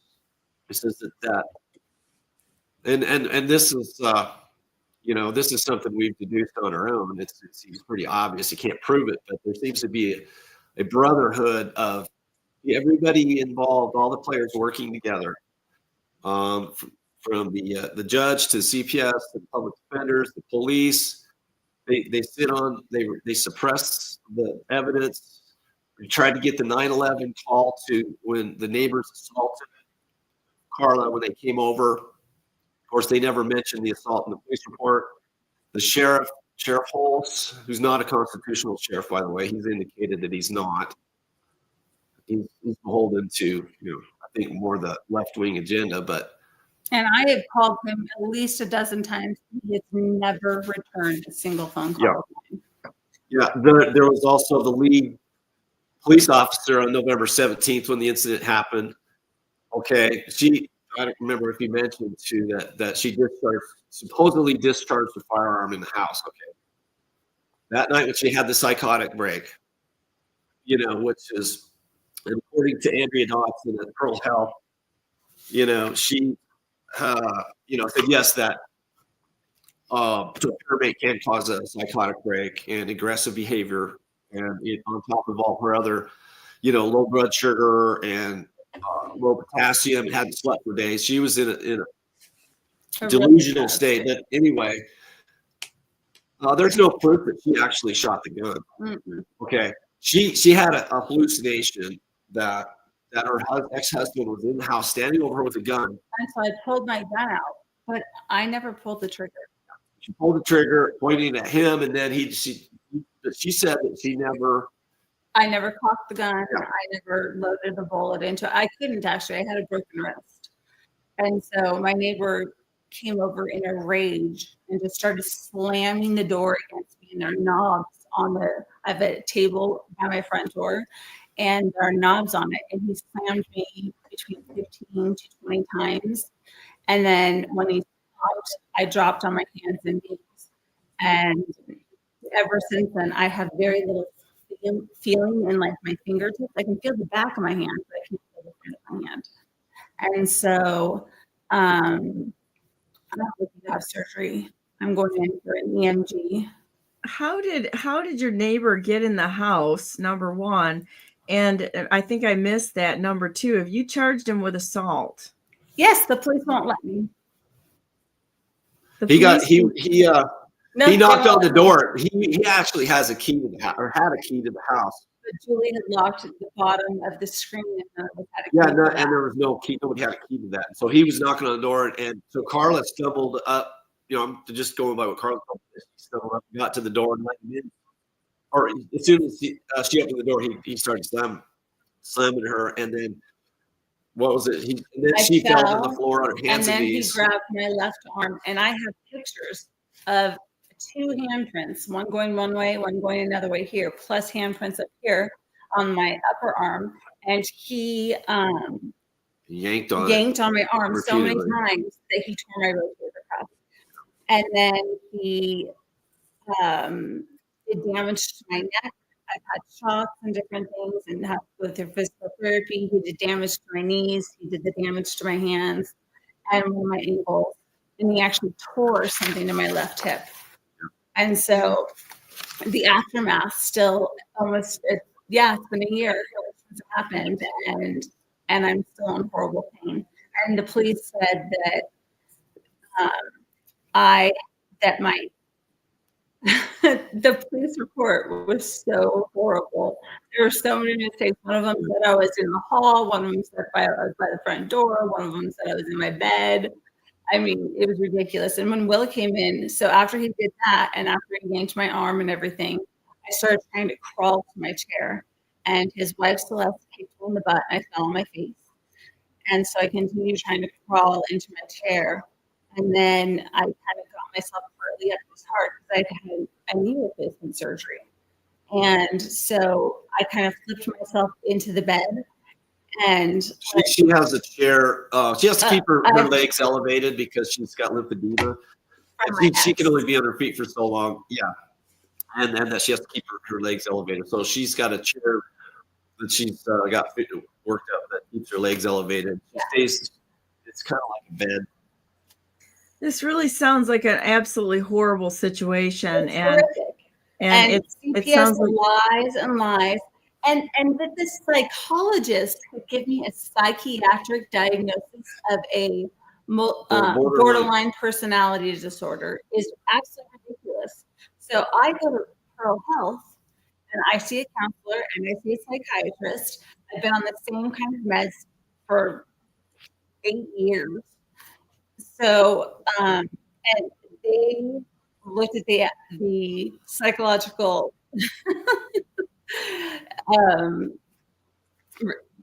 interview and the evaluation, and he just my psychiatrist just laughed. He goes, "Does this guy even know how to write? Because they're just disjointed sentences. Yeah, There's vague like statements, random." misleading, taken out of context. Like I said before, that half of this evaluation was based on older reports from other professionals, and like I said, they CPS, David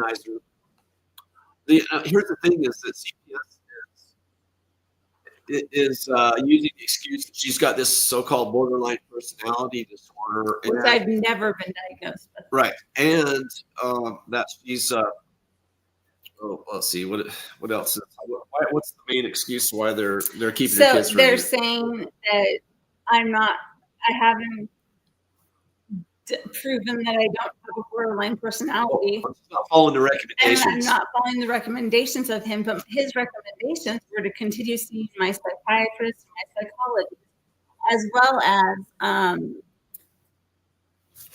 seeing and just following what the order is. Well, they told me in court that I needed to continue seeing Aaron Harris, and yet Brenda Wolf sent a text message to him and told them they no longer needed his services. And I had all of that in text. But I'm never allowed to speak. And so now they're coddling him. The foster parents are calling him in because he's leaving the kids home for like 10 hours a day on Saturdays. Both my kids, my son has ADHD and a little bit of autism. And my daughter has some autism, and she has a speech delay. She had what? What was that last part? Lean forward a little bit more. What? You got to lean forward a little bit more because you're breaking up every time you sit back, and we lose the audio. How about I move the computer back? Tell her about how the CPS asked the judge for permission to drug the kids. Yeah, so that's where I'm coming to for recently. So let me finish with what the foster parents are complaining about. That my kids are dirty, that they're not being fed, that they're being left alone all day Saturday. So actually, he recently just lost his Friday night to Saturday visits, which just made me ecstatic because I'm terrified. Every time they're with him, I worry that he's going to molest them. The way he talks about my daughter is disgusting. He talks about how she has this beautiful face and these long legs, and how her butt is so round and lifted. And I'm like, you realize you're talking about your daughter right now, right? I mean, and so CPS, well, they got all this information, and Finley would go back to the foster home and scream in her sleep for 2 nights because of the stuff that Chris was showing them. Because he just say that again. Slow down and say that again, because your sound is literally coming in and out. So I'm not, some of the important points I'm not getting because it's your sound is going in and out. Oh, that's so strange. Sorry. Yeah. Talk a little louder. Yeah, I'll talk a little louder. Is that better? That's much better. A little louder, a little closer to your microphone. There you go. Okay. Tell her about how they're drunk. ADHD. So I will. So anyway, so the foster parents were calling in that he was leaving them all day on Saturdays while he was at work, complaining about that Finley was dirty and smelled like pee, and would come home and would scream in her sleep for 2 nights after being at their dad's because he would show them horrible things on TV and video games, because that's how he's always been. Any activity that we did as a family, he would sit on his phone and play games and just ignore all of us. And so, I mean, even at his birthday party, I have pictures from the last birthday party that we were all together. And he was sitting in a side booth, not even participating, because he was pissed off that Joe and Julie were helping throw the party with me. And that's just the type of person that he is. And so, yeah. Okay. So anyway, a horrible situation. Oh, it's horrible. So he just, like I said, lost his Saturday visit because he was leaving the kids home alone. But the thing is, the foster parents turned it into CPS, but CPS has not turned it into the police. So he hasn't been arrested. So He was doing all these illegal things, including drinking. I have it all on recordings, and they're not doing anything about it. And they're still saying that he's the better parent. Yet Aaron Harris, in his psychological evaluation, said that despite everything that was going on, that I was still the better parent and that it was okay for me to have the kids for overnights. And they're still not doing it. And I don't understand how CPS and Matthew from CASA and my lawyer can come up with a psychiatric diagnosis just from just from talking to a psychologist. I mean, it's completely insane. And so now they vaccinated my son and my daughter with the flu vaccine, which I'm anti-vax. And in her divorce decree, she is supposed to have I'm over decisions all over all medical, and they always respected that until recently. Now they're overriding them. Yes. And so my son used to be on an ADHD medication, and he got so sick that he actually went into liver failure and had swelling on his brain. And so Julie took him off of it. Well, Chris wants them drugged. And they were also, Finley, who's never been diagnosed with ADHD, they were going to put her on it as well. But they've started Weston on it without my permission. I am vehemently against it. I told them I don't want him on this medication. And now he's overly sensitive and he gets upset about the easiest things, and his appetite is really low. He only wants to eat sugary foods or salty foods because things now taste differently to him. And so, and of course, the judge grants CPS whatever they want. That's just one of the list, long list of things. There was can I tell about the emergency hearing they had? Oh my gosh. Okay, so this was right before they were going to grant Chris the 48-hour unsupervised visits. And Carla had gotten some her recordings from when she had to get a signature from Chris to keep the house from getting taken away. Some mortgage papers she had to have him sign them so the house didn't lose the house. Well, they called. So her lawyer had told them in the previous hearing that she had some recordings and that they have evidence that he threatened her and that this would be a bad idea to have him go ahead with the 48-hour visits. And so they put a hold on it, but then CPS on the end of the day Friday called an emergency hearing. Okay, why don't you with the judge? They gave me 10 minutes notice for this Zoom hearing. So Brenda Wolf must have direct access to the judge to be able to get a hold of him that quickly and get a Zoom hearing put into place, which is insane. That tells you that they work together. And so he didn't give me a pen. I was waiting and I found it on my recorder, and what my ex said to me, he goes, I have a plan for you. He goes, and you're not going to like it, which is a threat. And so I couldn't find my recorder turned off and I couldn't get back to it quick enough. He gave me like 10 seconds to get it. It said, nope, you don't have any evidence. He goes, I'm disregarding the protection order, and sent my kids to his house for 48 hours. Yeah, that was the emergency. Also, the abuser can get his 48-hour unsupervised visit. So this is the kind of hotline that CPS has to the judge.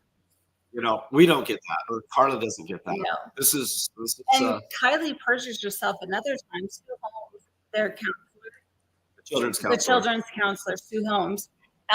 She was telling CPS that she didn't think it was a good idea from her talking with my children, that she thought it was a really, really bad idea for them to be alone with him. And so they completely ignored it, and Kylie put into an affidavit submitted to the court that Sue Holmes thought that it was a great idea. She was completely okay with it. Well, I got a copy of that and I called Sue and I said, Sue, I said, did you actually tell them that it was okay for them to be with Chris alone? She goes, no. She goes, I told Kylie that I was adamantly against it and that I didn't want, and that it wasn't good for the kids. And so I said, well, wait until I send you something because I'm going to email you something from Kylie. She was so livid that she called Kylie and screamed at her and told her she would never speak to her again. And yet in the court, when the court hearing came, it was put out that Sue completely agreed with it, which she never did. And so Kylie has all these lies and stuff, but I have proof of all of her lies. And yet the judge is not letting me speak at anything, at any, to him at all. He just shuts her mic off or shuts his mic. camera off and in these Zoom hearings, she can't say anything. And then, of course, the lawyer does nothing. Yeah. This is the public defense system for you. And so Chris feeds them granola bars and cereal, where when I have them, I cook them, healthy meals and things like that. And so I don't know what to do. They've moved the next hearing out until April 30th of next year. 6 months out from the hearing, last hearing. And I see my kids for 3 hours a week, 3 hours, supervised by a woman from North Star called Michelle Ward. And that's the other thing. They said that I need to get good reports from Michelle. No, she gives nothing but bad reports. Michelle lies flat out in all of her reports. I mean, there was this one where we had a movie night, and she said, she was sitting behind me, and Weston laid his head on my shoulder and asked me if I would lay my head on his shoulder. So I did. And I heard a noise, and I sat up, and Michelle told them that I fell asleep during the movie and that my rabbit picked up something and dropped it on the ground, and it startled me awake. And I'm like, oh, really? So you can see through my head, first of all, to see that my eyes are closed. And secondly, apparently bunnies have hands. Yep. They can pick up heavy enough objects to wake me up. Michelle just comes up with the most petty bullshit to put in reports, never anything the good that she does. And Carla records all her visits, and she can prove everything. Yeah. And so that's going to take a lot of work, but and I've been asking her to be removed from my case and get a new North Star supervisor for 10.5 months or so. Yeah, and she's has been friends with Brenda Wolf, the CPS supervisor, for 20 years. Mm-hmm. So you can bet that there's a lot of collusion going on between the two, and that basically what they're trying to do, they're trying to break Carla. They're trying to do everything they can to demonize her. And my kids mean everything. Chris walks on water.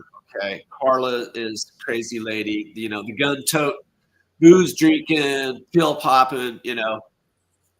Woman that can't. She's got borderline personality disorder. Does she seem like whatever that means? I mean, good luck any just layperson trying to define what borderline personality disorder means. Yeah, that's just a quack term, really. I don't have a single symptom of it, and I refuse to give up the fight, and that's why they're using it against me, because I don't give up. I call the CPS. There's a CPS hotline you can call, and I actually had how I found out that he didn't have them on this last weekend on Saturdays. I had the police go, because he's being investigated. I had the police go and do a home check, a wellness visit. And the kids weren't there on Saturday, so I had them go back on Sunday. And that's when Chris said that he didn't have the kids anymore on Saturdays. He got them Saturday night through Sunday. So at least that's a small blessing. But what's the other thing that was? Okay. Do you have any questions for me? This is such it's a convoluted mess. It is. And, yeah. I mean, it sounds like it's a very, very difficult situation, and really quite I guess I probably have a lot of things that I would probably like to ask, but I think I'm just going to ponder them for a little bit, because it's such a convoluted situation. But clearly, there wasn't how do I say this? There isn't anyone that seems to be treating everyone as a person in this situation. No. The kids, yourself, Chris, your neighbor, and all of that, to find out what's really going on and to resolve it. It seems like it's just ramping up rather than getting better. And the communication is so terrible. That's what I'm seeing, is that the communication is so terrible with all of it that I'm very concerned about. I'm very concerned about the professionalism of everyone that's involved in this, that says they're trying to help. How's that for an answer? I mean, it really brings a lot of things to light that, instead of working to separate everyone and continue to destroy things, I would think that there would be a better way to bring this to a good conclusion, not just for the kids, but for the kids as yourself and everyone involved in this. It just seems like it's a very horrible situation. It is. Horrible situation. And with the fact that I don't understand the neighbor coming in and accosting you. I don't understand this. How this could happen. I don't understand. I don't understand it either. And the police just took his statements. They treated as fact in this police report. I mean, he's a really good liar. Oh, he's very good. And he's a drug user and an alcoholic. So, but they didn't question anything he said, and of course, and CPS picks up on the police report, and it all gets stated as fact. It sounds like they have a predetermined direction. It sounds like everybody kind of has a predetermined direction into the way that this has gone. The police don't want to admit that they did a sham investigation. They never even consider the possibility that it might have been Will that shot the TV. He had motive. He wanted to get rid of Carla. There was, he was just pretending to be her friend. His wife was very jealous of her. Okay. She kept a very short leash on her husband. And I think she was have to do with instigating this. Well, you gotta bring the receipts forward, and make sure that I think that what really sounds like needs to happen is an actual professional, a professional look into this rather than investigator. We're trying to find one to do it. Yeah. Well, and that's the problem, is that there's so many people that are being threatened. There's very few people that will say, you know what, this is a really, really bad situation. And I think that we should, listen without prejudice to all sides and find out. We may have to go, because taking kids away from families, this is a big problem that we have, is that when the courts get involved in anything, I can guarantee you it's going to be screwed up no matter what. And in the state of Michigan, whenever there's a money judgment, there's a percentage paid back to the court systems for the retirements. And so whenever they get involved in something, it's never good. And I'm kind of wondering if a jury trial on any of this would have been that's what I want. A better way to go, as a jury trial. And I don't know, it sounds like every single thing was handled poorly. And so you're going to get anywhere with this unlawful tribunal, this Zoom hearing system where you can't defend yourself. Just like I think it was Mr. Rodriguez said that, in one of his presentations that, it was Senator Nancy Schaefer who came out and said what needs to happen is we need, before CPS is allowed to take children, there should automatically be a jury trial. This is what we need. Well, and I think that, to see the bruises and the abuse and such that was going on, that should have been a real red flag to everyone involved. And especially, I'm surprised that the thing that really shocks me is the fact that this went into such a bad situation. All right, we got a bad situation. It was a bad situation when it finally got there. There's no two ways about it. And they came in as basically judge, jury, and executioner, rather than, hey, we've got a real situation here. let's see how we can be the most helpful instead of just knee-jerk reaction, and knee-jerk reaction, which probably could have been handled better right from the beginning. And then I've asked for a jury trial, and I've been denied. Yeah, well, I think probably once they got down the road so far that there was so much information that they based their decisions on, that they couldn't look at it with fresh eyes and say what happened along the way might not have been true. And when you base everything on a lie because of poor procedure, just like with 9/11 and everything else, if you base your decisions on a lie, it's just going to make a bigger lie, or it's going to make a bigger problem. And everyone in the situation gets hurt, no matter who it is, not the least of which are the kids right now. I cannot imagine the trauma that your children have being, it's like it sounds to me like the kids are on whiplash constantly, They are. That is really, really sad. And I think that, certainly I would like to see more information on this, and to try to find a solution rather than making any judgments on it. I think it needs to have a balanced investigation on this, not an engineered one. That's just what I can see from the outside, Yeah. And I'm not a psychiatrist. I'm not an attorney. I'm not, I'm just a normal person listening to this. And just from listening to this, as I can't believe no one stepped in to help you when the abuse was going on between you and the kids. Well, I was afraid to tell anyone because he threatened to kill me. And then he also told me that if I ever tried to leave him, that he would kill me and take the children, or he would kill the children right in front of me, make me wait and watch and suffer and grieve for half an hour to an hour, and then he'd kill me and take off. So I was terrified. And I actually started telling my psychiatrist well over a year before I got divorced that the abuse was happening. And he told me to be I asked him not to turn it into the police because I was so scared of my ex. And he told me to be very, very careful because towards the end, when you're getting ready, you notice visible signs, and it's very possible that you would kill me.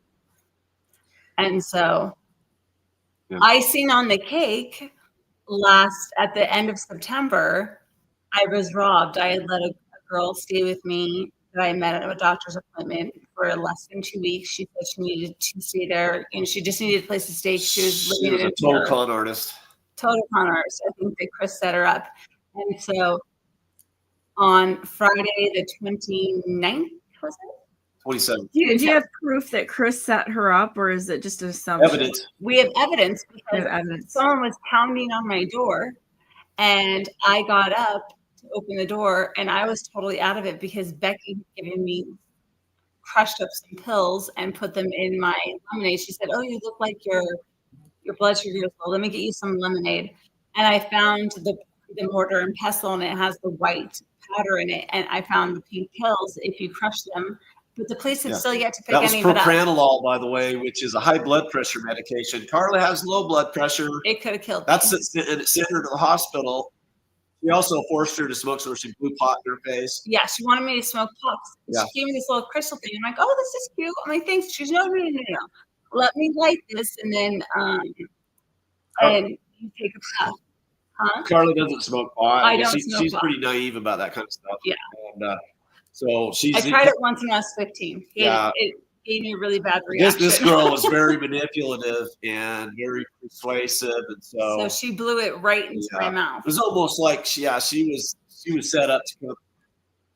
But the reason why I say I know for a fact my ex-husband was involved in it is because someone was pounding on my door, and I was completely woozy.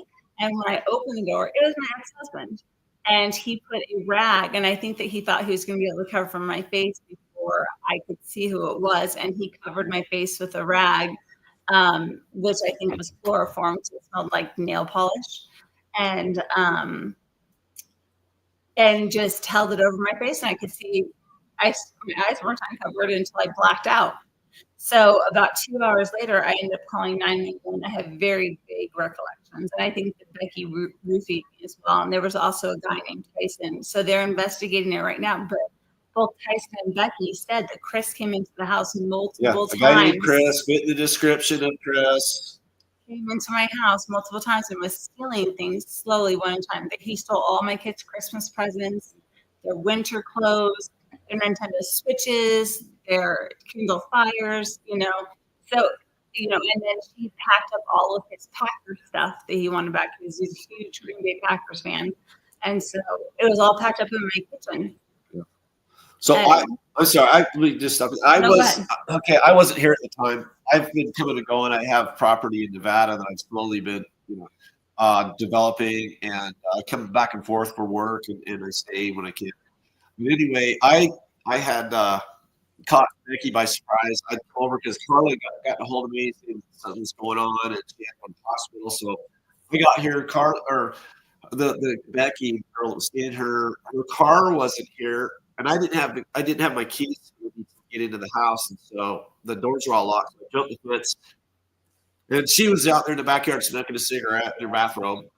She was just all, whoa, freaking her out. She was just spazzing out because she's got some kind of weird stuff going on, schizophrenia, anxiety, and all this stuff. She does have schizophrenia. I recorded what she was saying. So she did say that I'd given her the Panadol. I didn't know what it was at the time, but I listened back to the recording. I was like, holy crap. This could have killed her. Later I confronted her and I said, what was this? Attempted murder or what? She went off the charts, and it was sending texts back and forth to me. And Carla's trying to get the detective to call me. Brad has got a ton of texts from Becky, damning evidence. He won't call me. They don't want to know. They did an interview with Becky. They're protecting Becky. They're not. They're probably protecting informants. Chris. And I wouldn't be surprised if they're working. I know this is wild speculation. Well, yeah, and it's like, I think that's important not to speculate, but bring the facts forward. Because, that's just that's a fact. I think that a lot of times, if we stick to the facts, that makes a more compelling case. But I know for 100% that he was there that night because I saw him.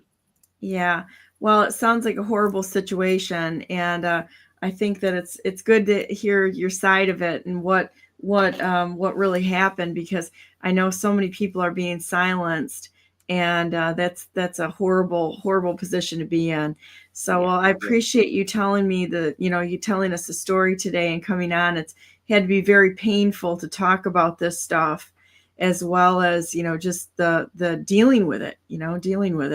And I'm not sure if anybody has some ideas on how to assist in this situation out there. I think that's reach out to me, because everybody knows how to get a hold of me, and then maybe there's somebody out there that can help with this situation a little bit and bring peace and healing to everyone, because it sounds horrible.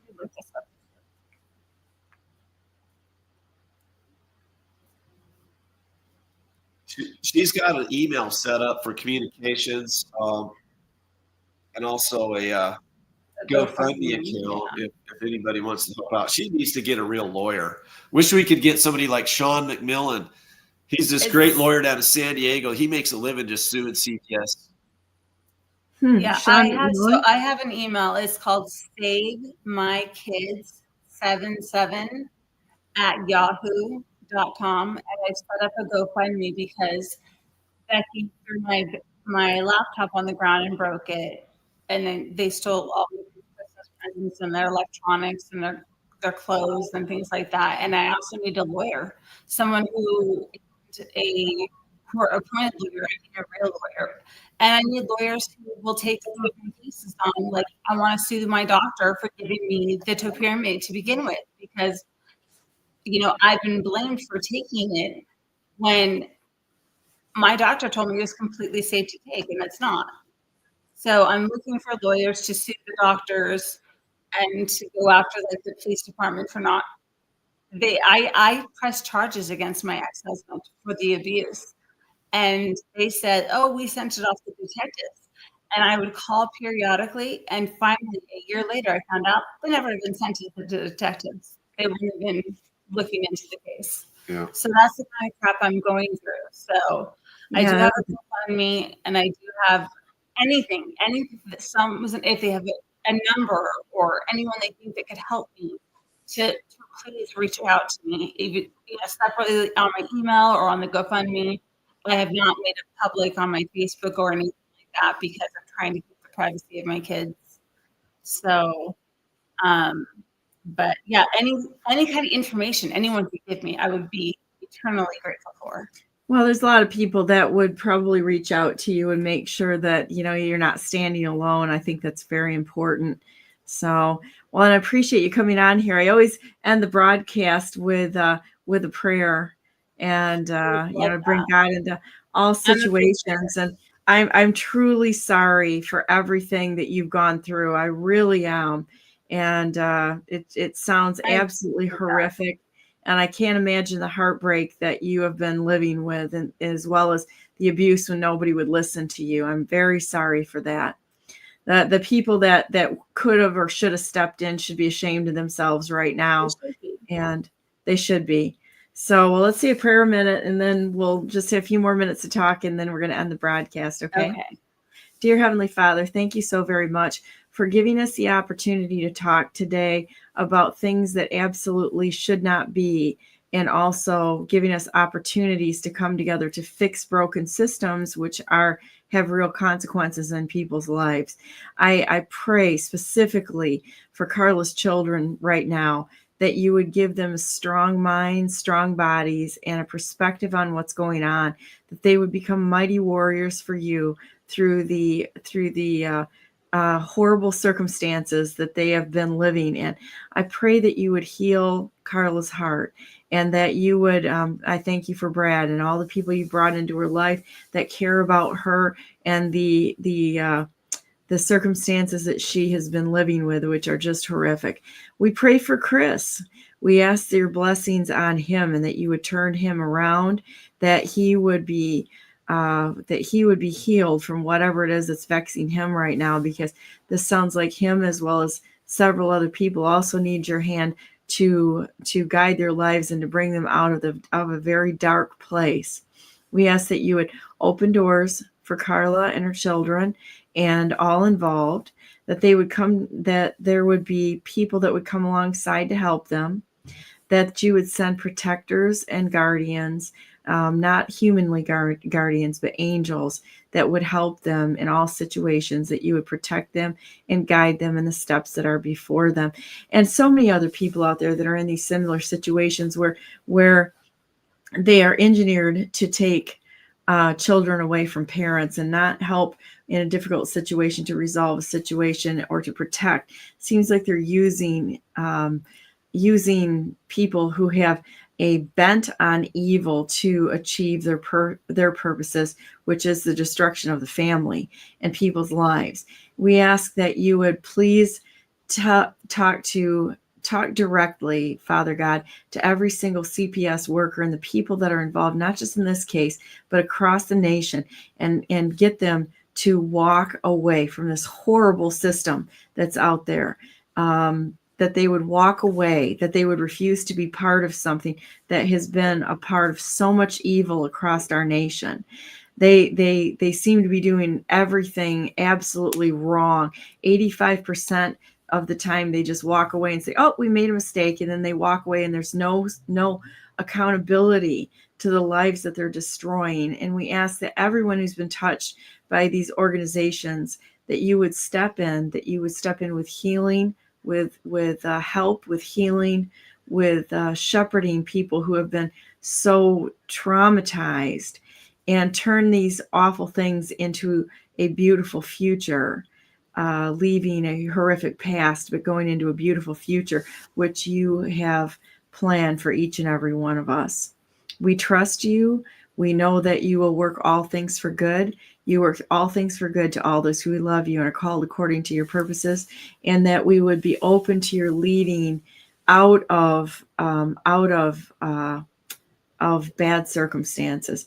Thank you so much for Carla and Brad and all those who are willing to step forward and talk about the crimes that are being perpetrated by our own government.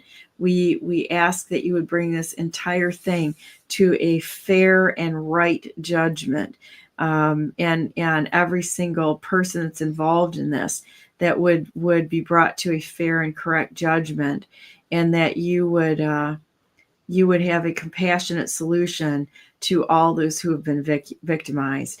Thank you so much for this day. We love you. You've been just such a great friend to all of us, and we want to be a friend to you also. Even in good circumstances and bad circumstances, we know that you are there, and that we can turn to you in every single minute, and your help will be on the way. In Jesus' precious name we pray. Amen. Yeah. Thank you so much. I'm sorry I cried through that. That was a beautiful prayer. Oh, you can call me anytime. You've got my phone number, and I'm a prayer. So anytime that you need prayer, somebody just to be there for you in the situation, to just send me a text and I'll start praying. And it's like I think the most important thing we can do right now is to call God into this situation and say, we need a little help here, Father. Come on, Papa, give us a little help here, because people's lives are being destroyed by those that don't really care, and see people as just something to kick around. That's what psychopaths do. Psychopaths kick people to the curb, and they don't have any compassion or empathy for any situation. And I think that's probably one of the biggest problems here, is that the people that just go to work every day, all right, stamp, they put their note, all right, and they stamp the picture and that sort of thing. We've all seen them do that. It's like we've all seen them. Well, I'm an expert because I've got this degree or that degree. No, you're following orders, and that's not okay. And sometimes we need to step outside of the prescribed processes and become a human being again. So, do you have any closing words here? I'm just grateful for everyone who is listening right now, and if you guys could all pray for me and my children, I would be so grateful. And thank you so much, Donna, for having us on the show. You're welcome. It's really a shame that the people around you, that somebody didn't see what was going on. And, that's the strength of good communities, is that the community should be coming together when there's a situation like this, not crazy neighbors who are going to knock somebody on the ground, or when they see somebody who's had this sort of thing happen.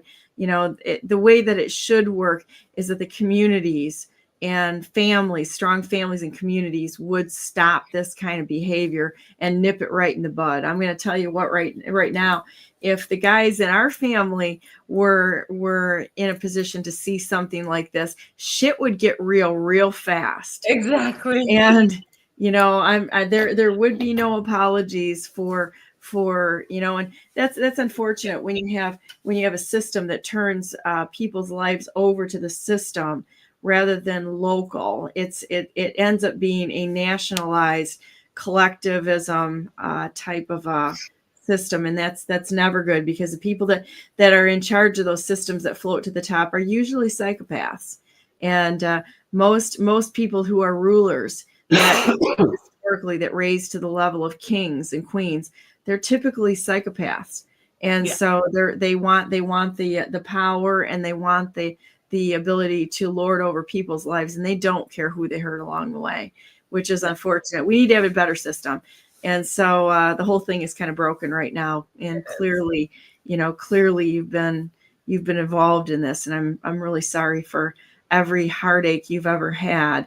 And I think Papa's going to pull some strings here for you, and right things that have been wronged. And I have a feeling that this has been going on for a lot longer than the abuse that you started suffering right from the beginning. And unfortunately, when we walk into situations like that, there's something farther in our past that typically conditions us to accept that kind of abuse. and not stop it when it's right at the beginning when it's happening. And unfortunately, our culture has encouraged some of that to happen, and a lot of that to happen. So we go back and we think we're being a good person and we're trying to do the right thing, and we don't say this shit ends right now. Yeah. You know what I mean? And then once you're down that path so long, it's hard to pull back out of it. And it's really unfortunate. So, I'm really, really sorry. Nobody ever asks for this kind of treatment or these things to happen in their lives. It's a very sad thing. And I think that we need to talk about these situations for other women who have been in an abusive situation, not just yourself. There's a reason why not only this happens, but that people get into these situations. And there's a reason why, and that's why we need to talk about these things. Can I just make a statement? So we would like to, if you know anybody or anybody knows any other victims of CPS that are interested in forming a coalition, I think this is really important that people band together and to share notes, to help each other out, and also anybody who has kids or has grandkids or you care, anybody nobody's safe here. We're all in danger as long as this kind of tyranny and travesty is allowed to happen. Okay. Yeah, and I think that's so. Really we all need to be proactive in educating the public about the dangers and everything that we can do, and these people need to be exposed. And so I think through coalitions of people coming together, we can figure out a way to put pressure on these people. That's when you look at what happened with Diego, with baby Cyrus. It was because Diego and Ammon and everybody through the social media caught them in the lies, in the crap that they were trying to pull, and basically prosecuted them in the court of public opinion. We need to have something similar to that, because otherwise they just get away with it if we can't put pressure on it. It's institutionalized. When you look at an 85% failure rate and the fact that they're paid so much per child that goes through there, they're not in business to resolve problems. They're in business to traffic children and destroy people's lives. That's pretty easy to see from the outside. And everybody has problems. Everybody has problems. Okay. Sure. I don't care who No you are. perfect parents out there. The CPS workers have problems. They probably got into it because they had problems as a kid. They're trying to work through their own. Most hypocritical people of all, probably. Most people that go into therapy because they have problems that they're trying to cope with, and they're trying to fix the world through their own actions. I mean, that's just the way human beings are, right? And so, a better way to handle these things is to look at what's going on a more local level and say, what can we do to help? And if there's actually, if there's clear and present threats, that has to be dealt with first. First off, clear and present threats and danger. You take people out of danger, and you deal with those clear and present threats. And that's not just taking kids away and throwing them into foster care, because right now that's a bigger threat than anything you got going on. Yeah. Deal with people that are breaking the law and that are threatening or exacting violence, and then make a determination here. But I don't think anybody had it in their mind to solve this problem. Not at all. It doesn't appear from the outside. Yeah. And realizing that they can point the finger at anyone under harassment, allege anything without doing any recon on it or investigation or anything like that. Their goal, and it's to their interest for CPS to take children because they are paid for it, not resolve situations. Yeah. And that's and if they are, then they suck at it. And they don't just kind of suck at it. They really suck at this. Yeah. Yeah. Yeah. So, I I guess, shame on everyone involved. It's like, and if you see somebody who's having some problems, maybe you can step in and be a help. I wanted to just share really quick a contact number because there is a CPS hotline. It's new, and they are by law required to turn it in to CPS and to the police. So, Well, hold on a minute before you share it. Is this to turn people in, or is it to blow the whistle on CPS? I mean, there's a big difference there. Both. I've called for both, for things that CPS has done that they haven't called the police about, and for things my ex-husband has done. Are they listening to that? CPS, Are they listening? They call them and they investigate on what's happening, or if there's trouble at the foster home.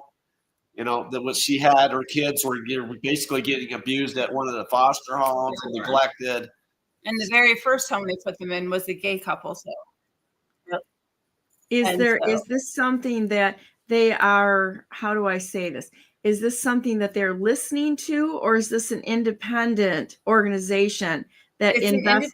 It's basically an independent organization that they started because the other hotline before wasn't working properly and nothing was getting turned in. And so they actually, every time I call them, they mail me a thing in the mail saying that it was turned in and it's been investigated. And so I keep a file of all of them.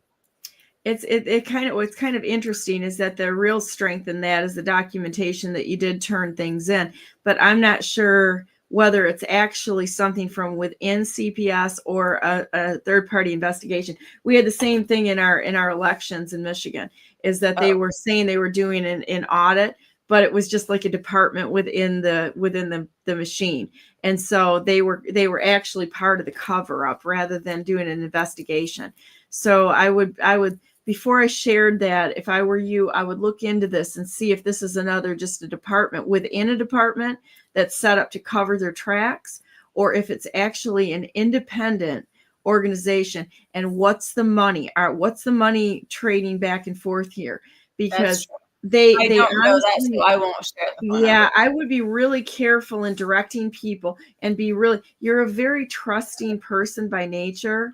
And, by nature, you're a very trusting person, and it's probably a good thing to just stop and look into these things a little bit more, and be a little more suspicious on what you're seeing out there, because the people that are behind the scenes, like letting people in your house for housing, I would be really, even though you want to help, I will never let a stranger, someone that I don't know, or a family member ever stay in my home. This is really a problem that human beings have, is that we think that other people think the way we do, but the problem is that they don't. And so when you've got somebody who's truly evil, they will prey on somebody who has that bent to want to be a good person and do the right thing.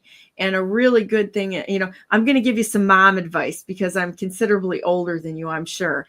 It's like, I doubt it. You don't, I'm 47 years old. Okay, well, I'm 61. So, here's some mom advice. Here's some mom advice. And the mom advice is, just when somebody comes for help, like that, and you're a good person, sometimes they need to slug it out in life and figure out their own problems. Not that we don't want to help, but they may want to become dependent on you and or hurt you through the process. And it's not that we don't want to help people, but when you're in a situation that you've been hurt in, our way to fix it is to try to fix other people's problems. And so it makes us feel better about the situations we're in. The reality is we got to get our own house in order and fix our own problems before we open the door. It's sort of like in the airplane, put the mask on before you help somebody else. That's a really, really important thing to weigh out, especially going forward, is be okay with yourself, get yourself feeling better about life. do some things to help heal yourself. And if somebody comes to help, it's okay to tell them no for right now and say, you know what, I've got a situation here. I'd like to help you, but there's millions of people in the world that can help. Right now is not the right time. That way you can approach it with a clear head and stop some of this abuse before it starts getting a toehold into you. And I think that that's a real might be something you want to consider, because you're truly someone who is reaching out to people and trying to do the right thing, and they may not have the same intentions that you have. Does that make sense? Yes, absolutely. Yeah. And it's okay to do that. That's okay. To put boundaries up on people. We were taught, especially, when we're children in the indoctrination camps, that that they call education, that we got to solve everybody's problems. And it's our not on an individual basis when we're in a hurting situation. It's okay to put boundaries out there on people and say, just wait a minute, you're not going to hurt me anymore. That's okay to do, So, but at any rate, I appreciate you coming on today. I hope that it was a good experience. It was. And that getting this out there to other people is, to hopefully get some people that are willing to actually help and hold people accountable. I define the accountability in our justice system and in CPS absolutely disturbing. There's no accountability there whatsoever. No. And so, yeah, I think that that's the biggest thing to take away from this is that, we've got a real problem here. And they're drunk with power. They get away with it every time. And they just think that they're going to keep getting away with it, but their day is coming. Yeah. Well, you guys have a great day today, and we're going to go to that part of the show, boys and girls, where we go to bing, bing, bing, bing. Go to BrandenburgForGovernor.com because I'm the best non-conceder who's ever not conceded in the history of the United States of America. And I'd like to have a discussion with the rightful president of the United States. Yes. Exactly. The greatest president in the history of the United States, President Donald J. Trump in cowboy boots. And so, to fix these things. And I think we've got a bright future ahead. I've watched how Robert F. Kennedy has been doing things in Health and Human Services, which is where CPS comes out of. And I think you've got a champion that's going to step in there and actually see people's lives and say, this shit stops.